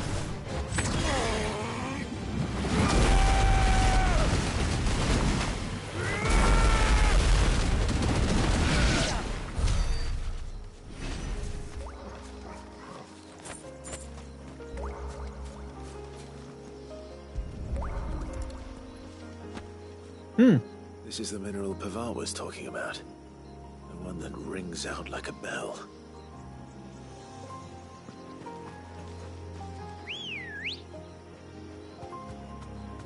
Good girl.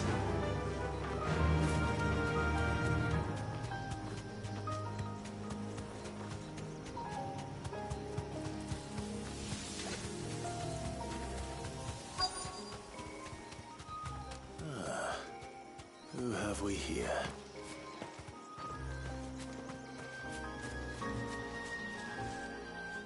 I'm looking for a man named Nassef.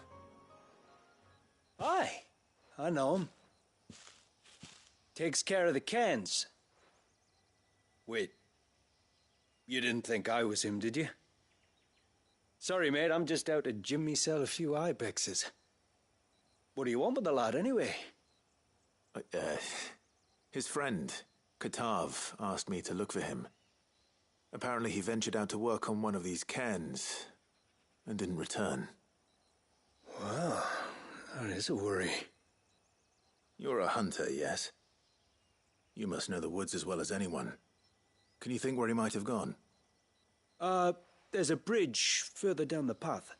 Blasted thing got washed away a few moons back. Our carpenter only recently had time to rebuild it. But if I remember rightly, there is another cairn on the far side. Maybe he decided to visit that one while he was here. Maybe. It's worth a look, certainly. Thank you. Don't mention it. I'll keep an eye out too. Perhaps he just got delayed or something. Let's hope so.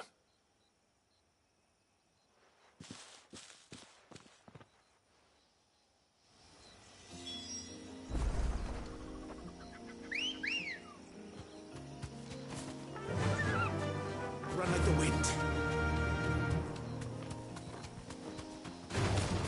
Time to fight. Be safe.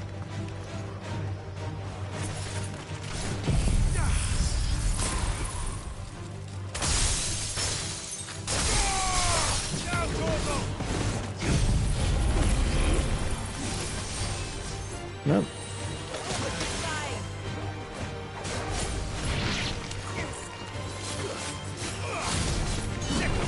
This must be the bridge the hunter was talking about.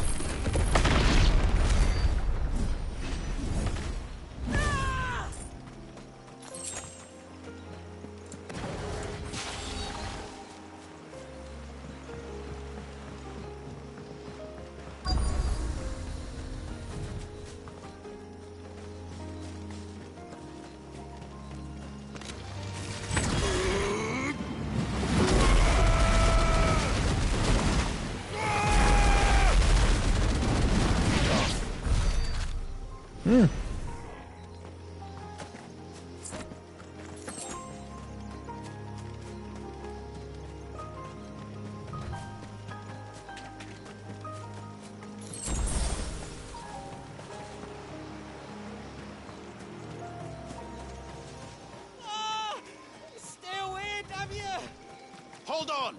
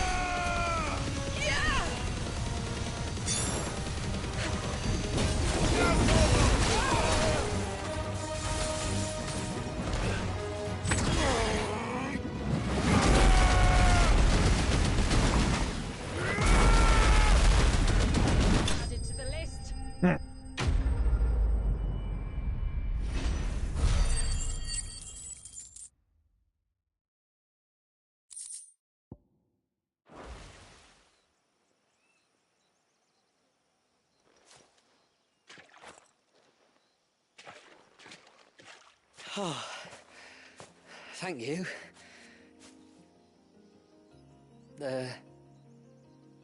I'm the tributary's guest. And you must be Nassef. I am? But how do you know that? Your friend Katav asked me to look for you when you didn't return. Ah. I'm sorry. I was so focused on attuning the cairn, I didn't see those creatures come until it was too late. How exactly do they work? Oh, there are crystals inside. They're what keeps the glamour going. Should the ether cease to flow through too many of them, our shroud would quickly unravel. It's my job to make sure that doesn't happen. And an important job it is. But you'll struggle to do it if you're dead. You need to take more care. Yeah, no arguments there. The truth is, me and Katav usually work together, watching each other's backs like. But when we heard outsiders were coming, we split up to get the job done faster, so things would be perfect for your arrival. Stupid, I know. So you found him then? Not before the local fauna did. My arrival seemed to put them off their dinner. Mustn't have been hungry after all. Expect you'll be wanting someone to escort you back to the village then, Nassef. Woods are full of nasties today. When you're next in Haven, be sure to come and see us. You saved my life. It's only right I repay you. If you insist. Take care now.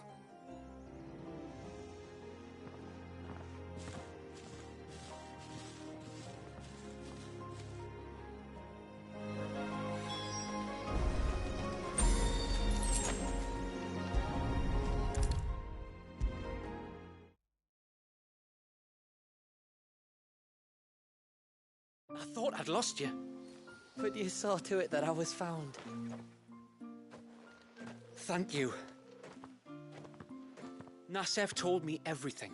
If you hadn't got there when you did... Oh, it doesn't bear thinking about. All that matters is that you're safe. Far be it from me to tell you how to do your jobs, but don't go alone again. Or if we have to, maybe we should think about casting the glamour on ourselves to keep the wildlife from spotting us. It'd take its toll, of course, but it'd beat letting the cairns fall and having to weave the entire spell from scratch. Imagine if we had to do that. I'd rather not. We'd only succeed in adding 2 new piles of stone to the collection. Your bearers? That we are, thank the tides. The others can't attune to the crystals in the cairns the same way we can. I reckon this place would be doomed without us. So, you do this work for the good of your people? Not because... We're forced to. No. From what I've heard of the way things work on the outside, we were truly blessed that our rain fell here in Mysidia. Our people are few enough as it is. If we started turning on each other, kin against kin, over nothing but a stupid accident of birth, our days would be numbered. They would. Anyway, all's well that ends well, eh? Thanks to you, both of us lived to keep this place hidden another day.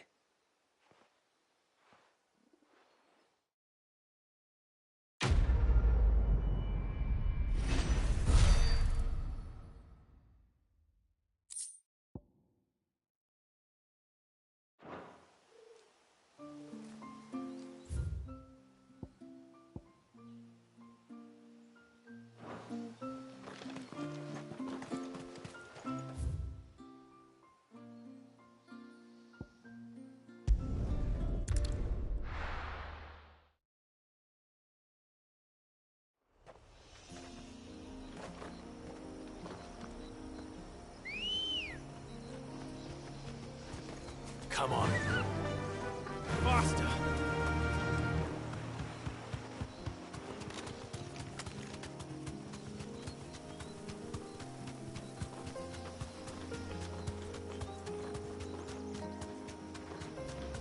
There's a large gate up ahead, and beyond it, a cluster of ancient ruins. The temple, or the Heir of Hours as my people call it, can only be reached by passing through them.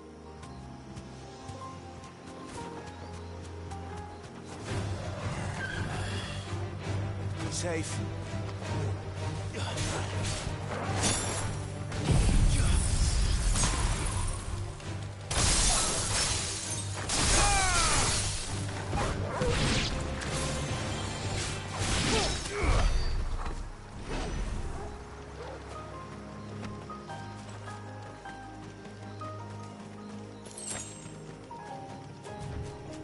The forest is crawling with life, most of it hungry, which is why we make sure this gate stays shut. And why you carry that impressive-looking axe, I presume. Noticed her, have you?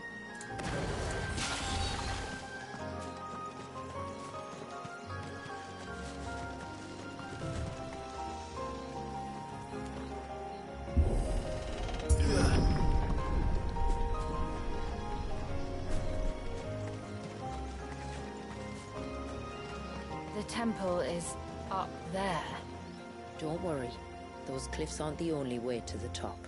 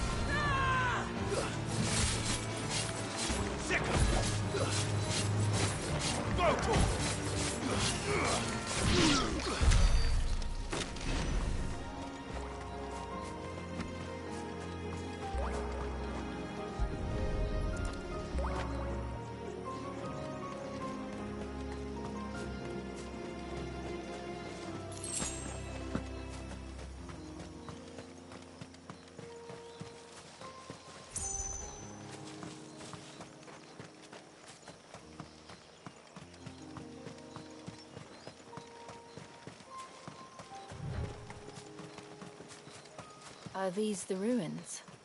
Yes. As far as we can tell, they're part of the same complex as the temple itself.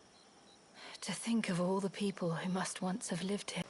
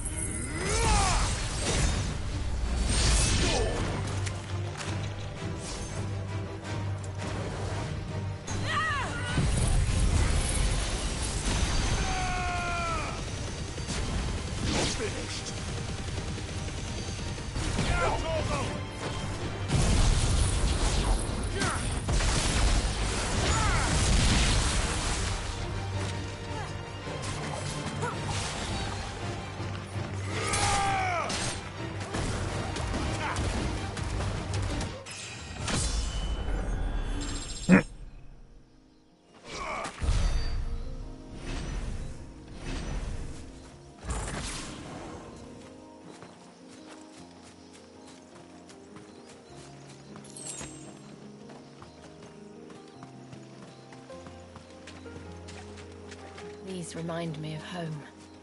You're from the north, then? Yes. And no. I see.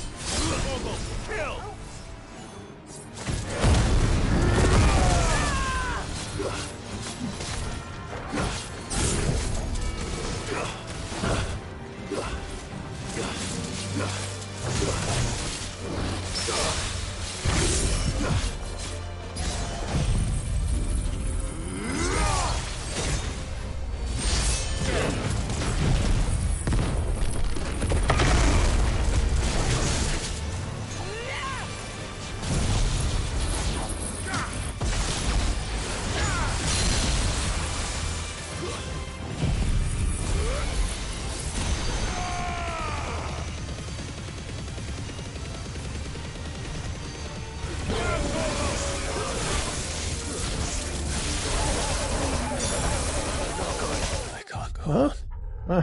Hmm.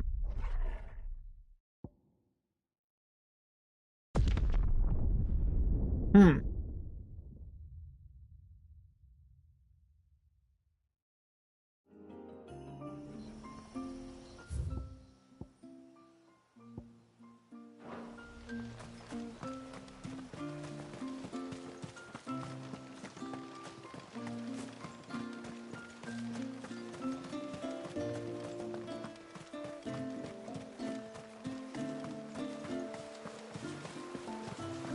Bastard things.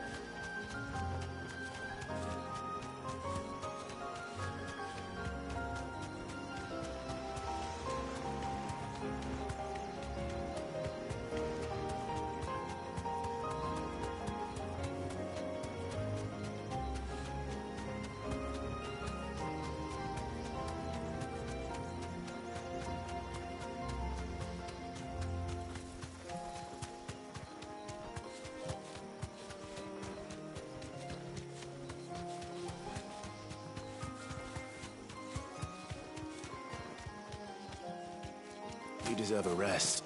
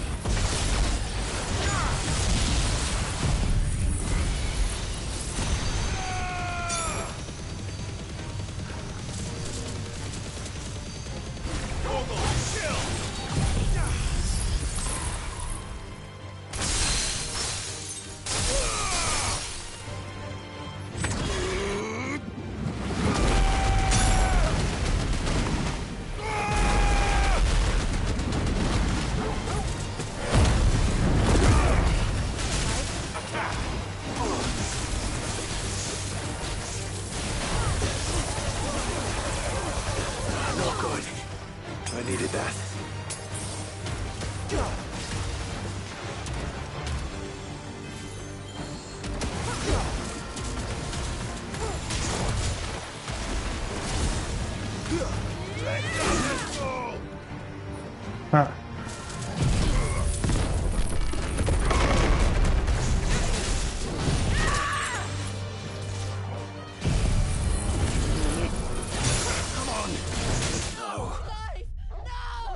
Ah. My West is starting to show.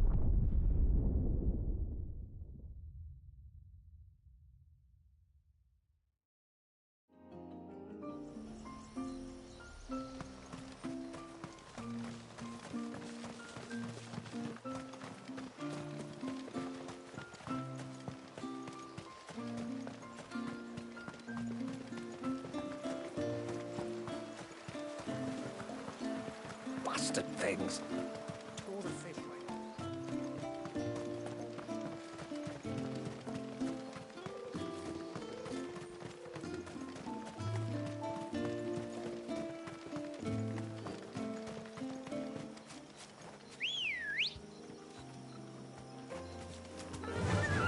Run like the wind.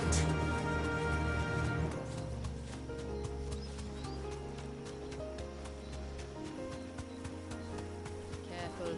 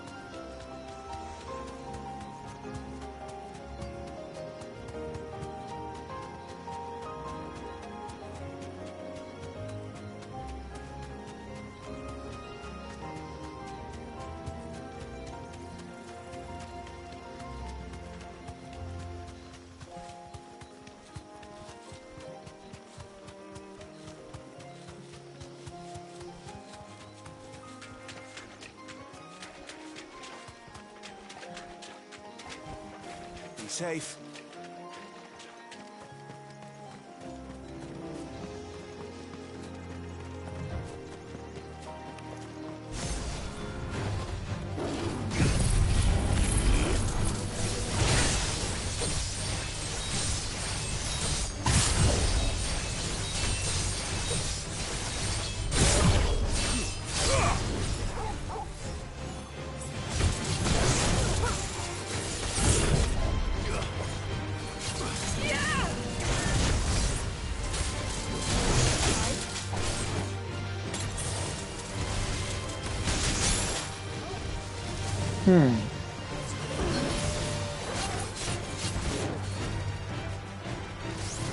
Too slow. This one.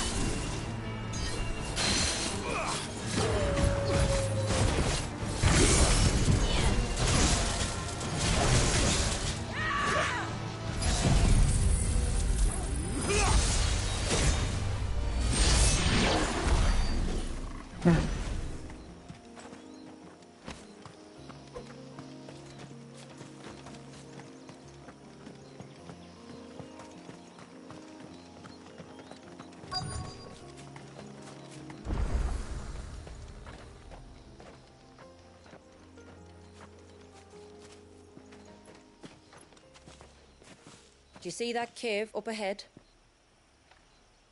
Whoever lived here carved a flight of stairs into the stone within. A way to the top. And whatever it is that awaits us there.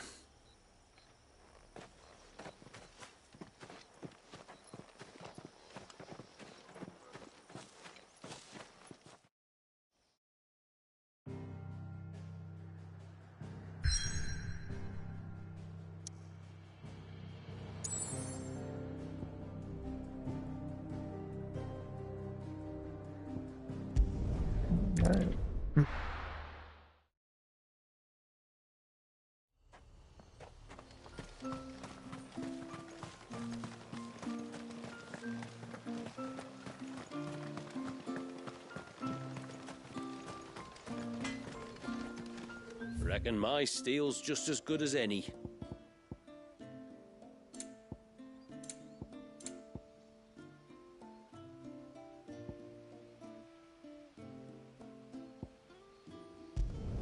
Flawless.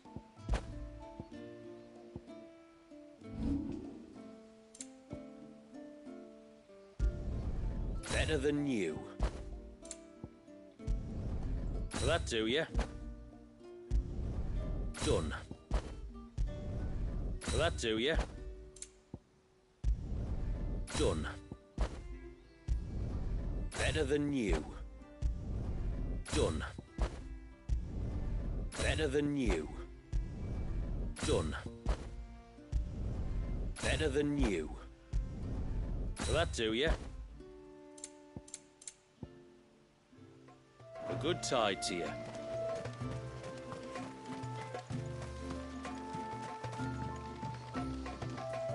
I will have to charge you. May it serve you well. I'll be here.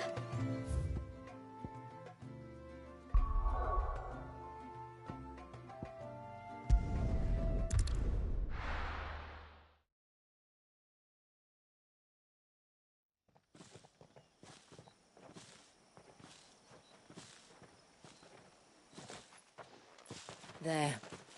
The temple the time forgot. Hmm.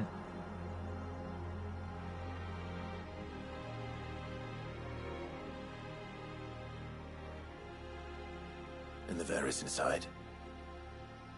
Yes. You can see the spell's path from the nave.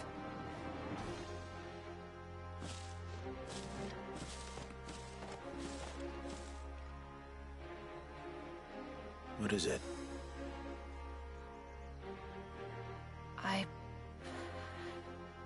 I don't know. It's probably nothing.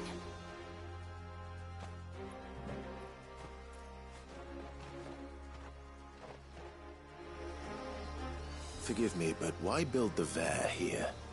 The spell was originally meant to be cast on Drake's Eye, and this was the only place with an unbroken line of sight.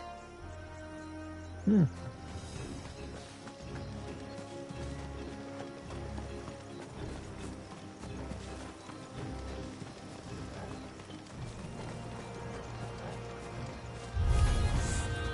Tonberries like to think these ruins are their own. They look none too pleased to see us.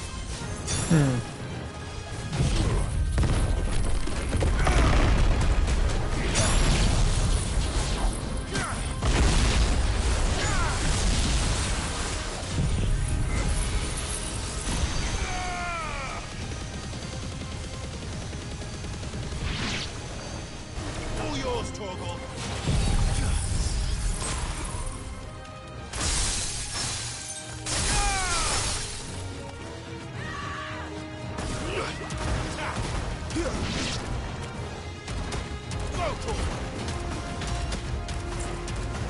This one. Odin! To me,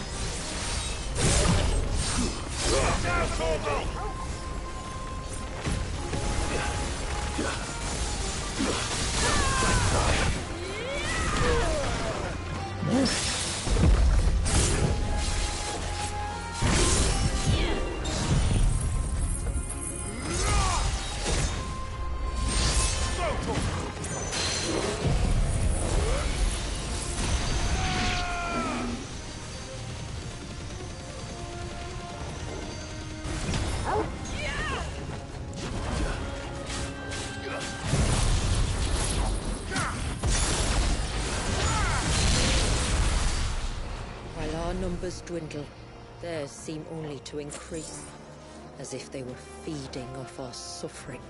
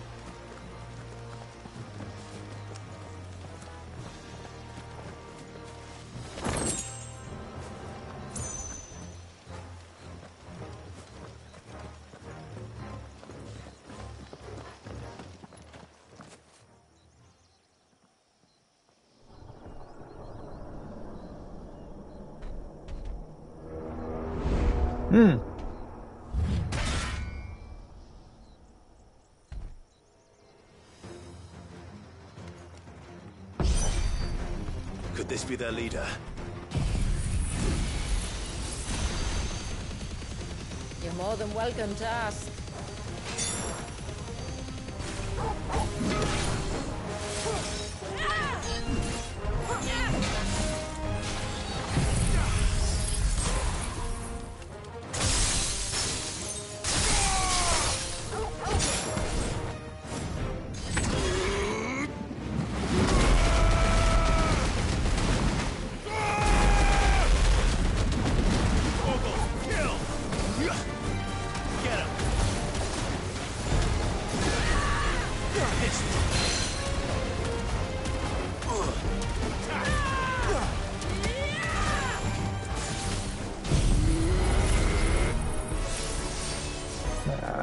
You gotta get close.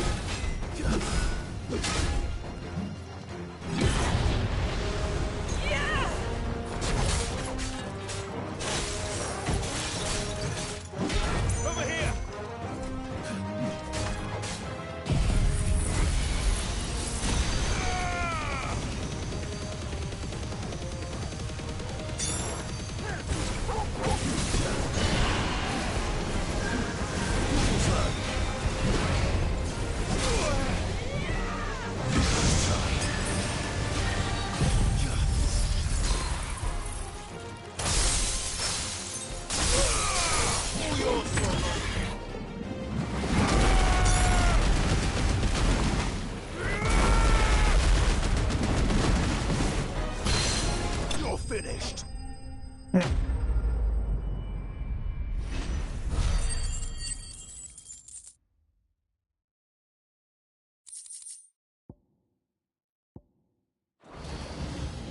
That could have been worse, I suppose. Aye, well, if the forest's taught me anything, it's that there's always something worse.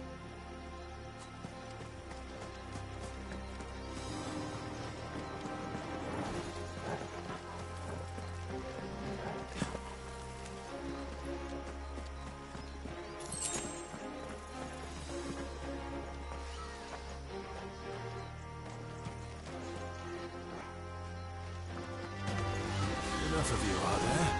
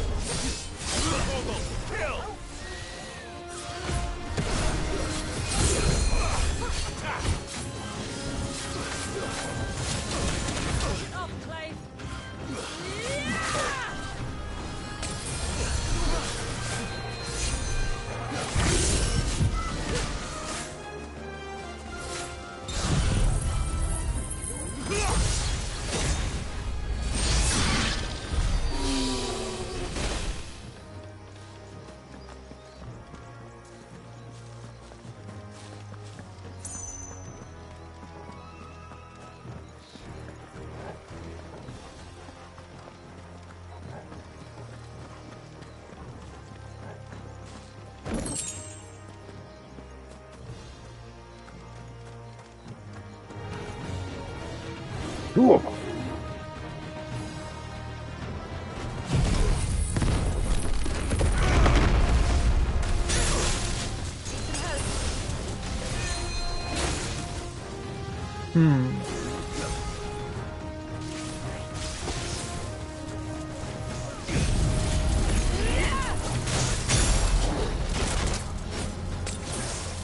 Unless you're all ready.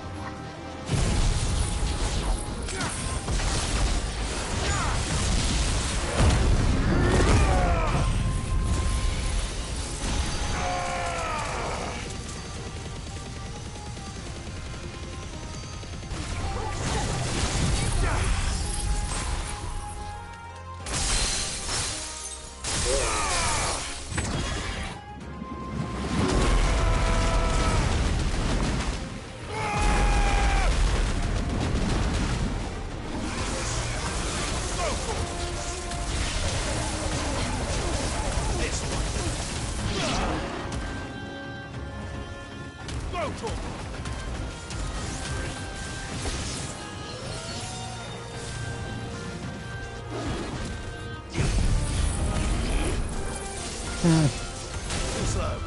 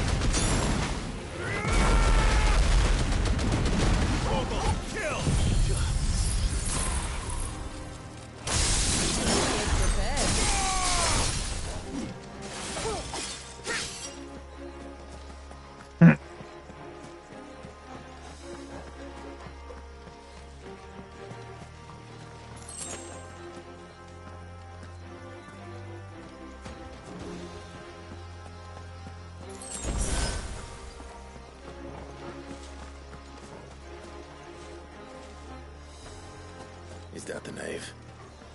Just inside the dome, yes. But it's what's out here that worries me.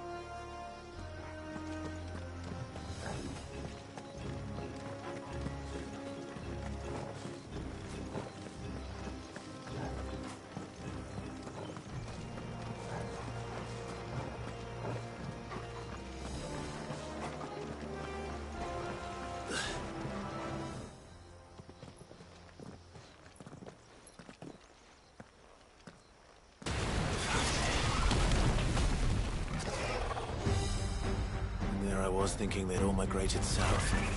The weaker ones did. The weaker ones. Did you hear that, Sid?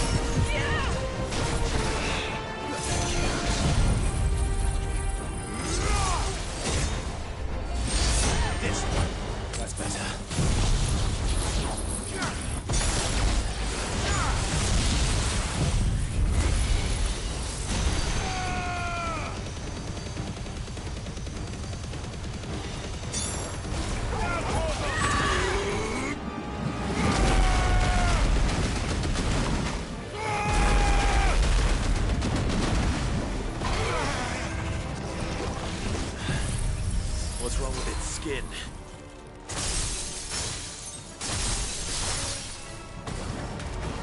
You don't want to be around to find out. Get back. What's that? I always hate this part. You'll be over soon enough. Get ready.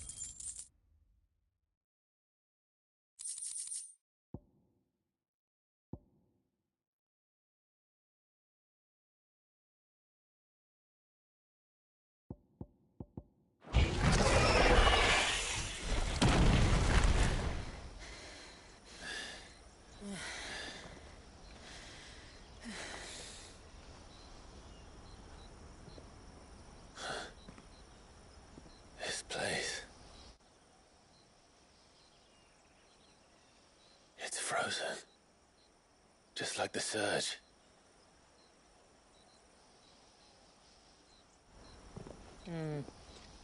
Another of my ancestors' sins. Shall we?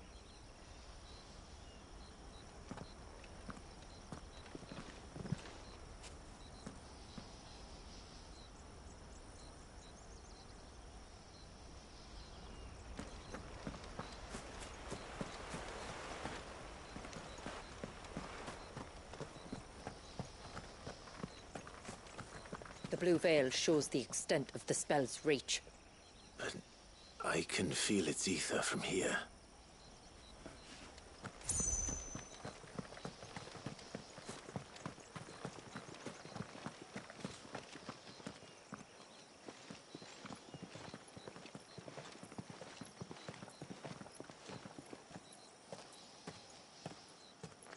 Shula, wait. Before we cross the threshold, I'd like to know a little more about how these magics work. I assume we'll be safe from their influence. We won't grind to a halt, if that's what you mean.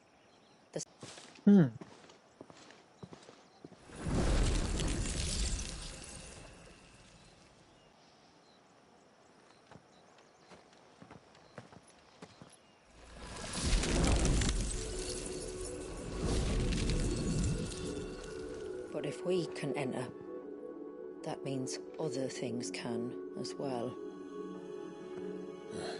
Like the ones we saw on the way here. And worse, probably.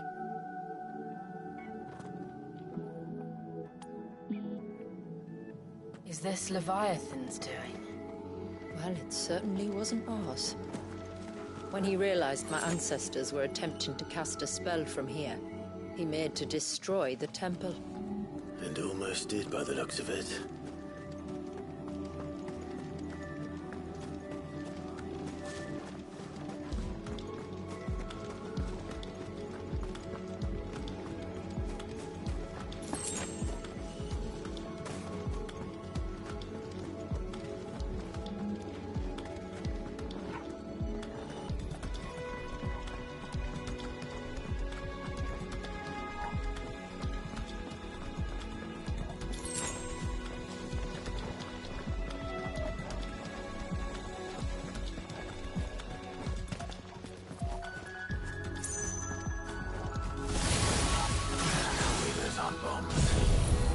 Good, but they are. Then why is it so cold in here?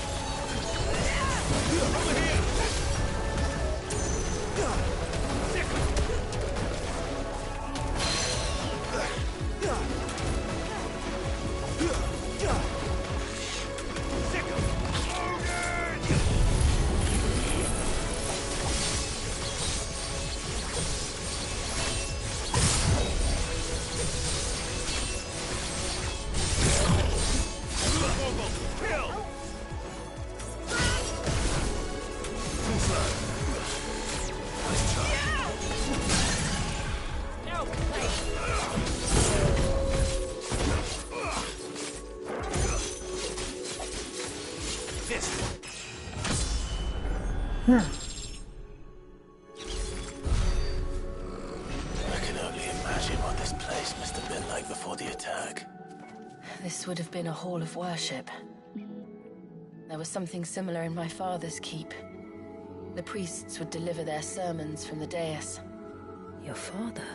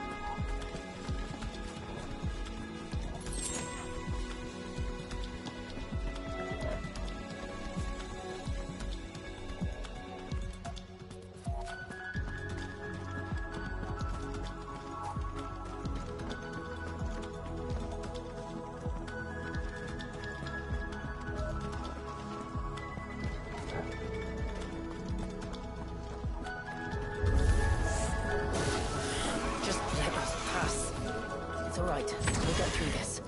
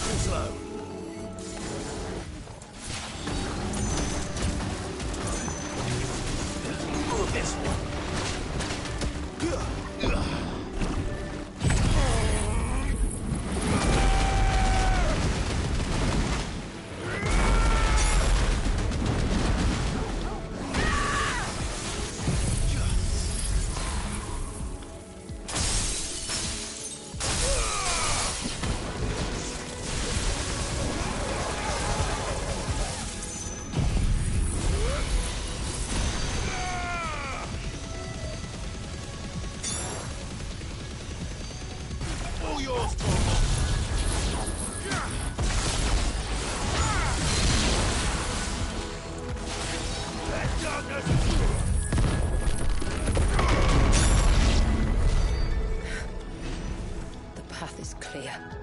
One last climb, then.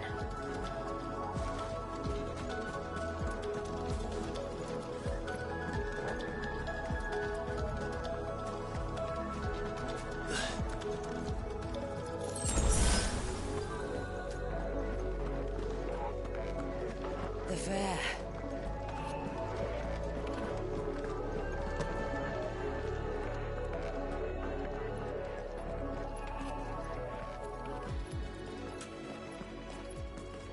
By the founder.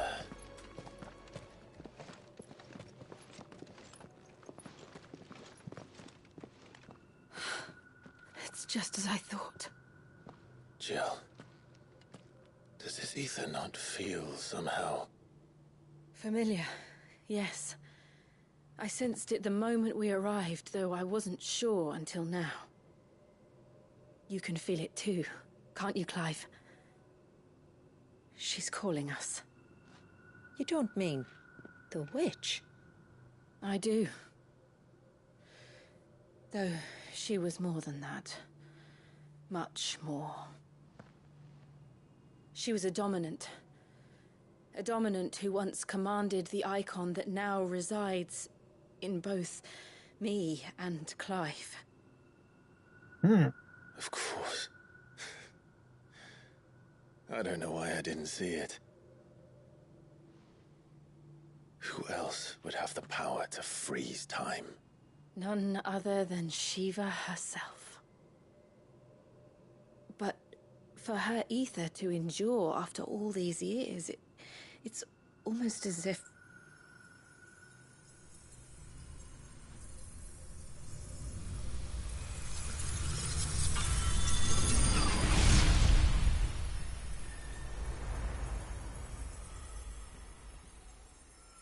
As if she shared it with another, just as Torgal shared in my ice.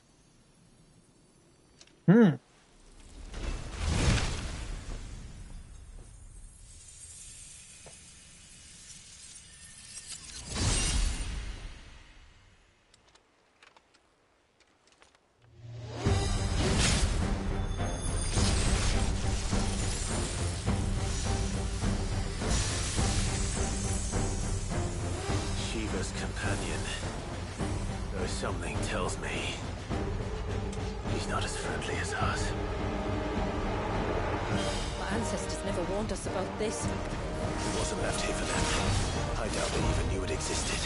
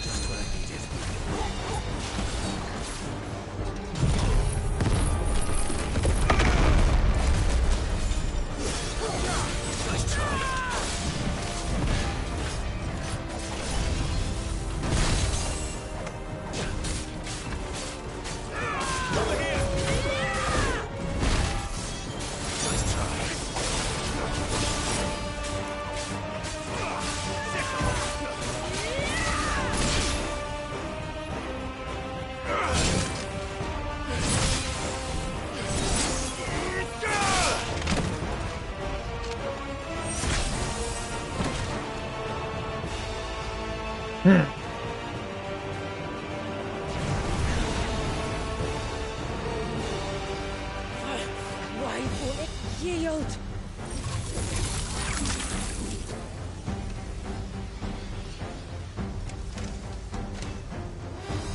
Because it would sooner die than fail its mistress.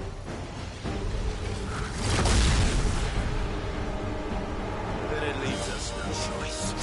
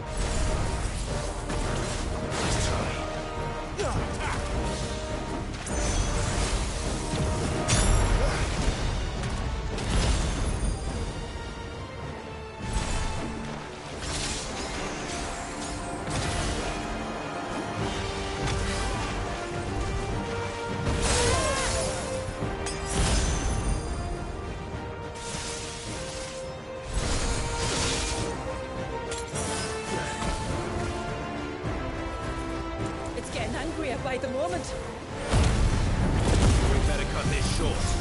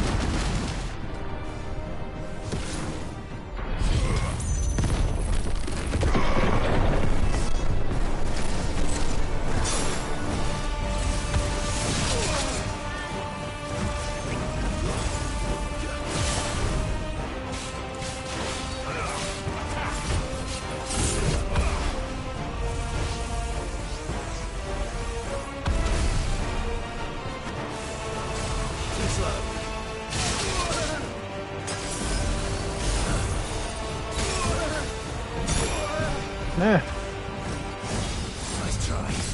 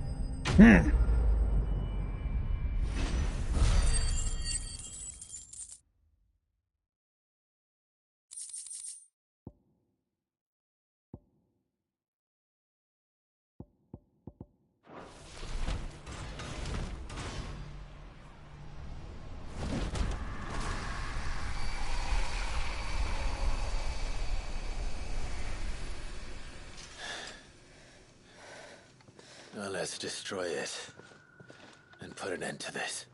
Wait. The spell must be weakened, not undone. Isn't that what we came here for? Did you ever stop to wonder what might happen to the tidal surge if I unraveled the whole spell at once? I didn't think so. This is going to require a bit more finesse. From wind and light, water and earth, let the silent palm of mine ice.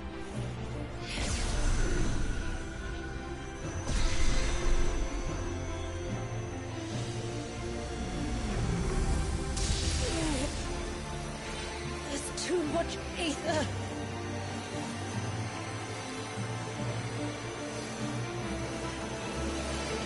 Here. Let me help. Let us help.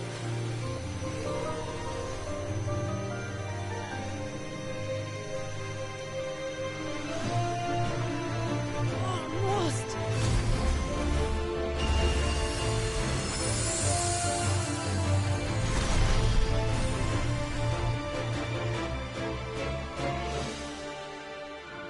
Did it work? I think so. The thread connecting this place to the child should be broken. Meaning Walyas should finally be...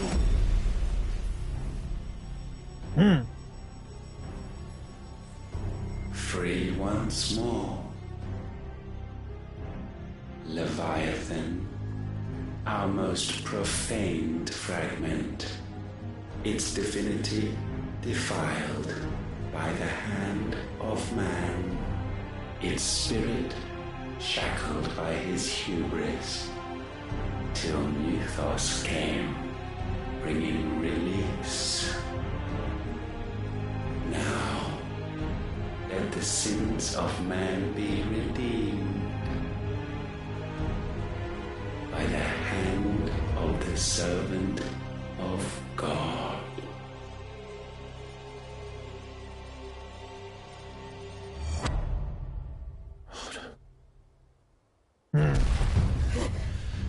Damn it.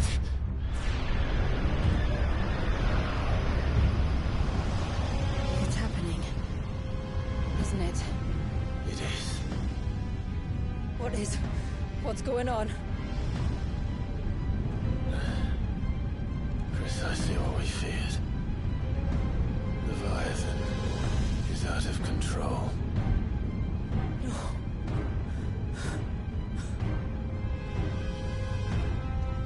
Don't despair. This isn't over yet. You should head back to the village and get everyone to higher ground. As for the rest,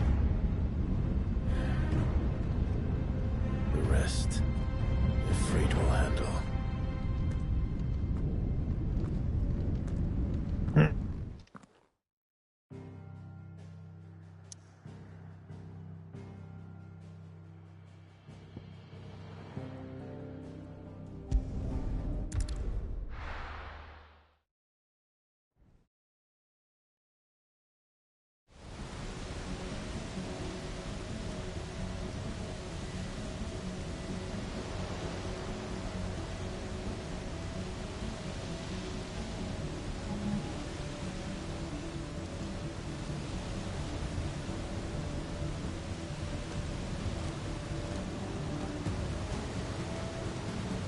After 80 years of imprisonment, I'd be angry too.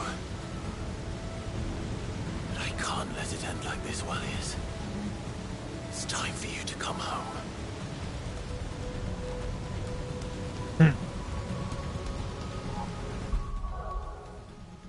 But wait.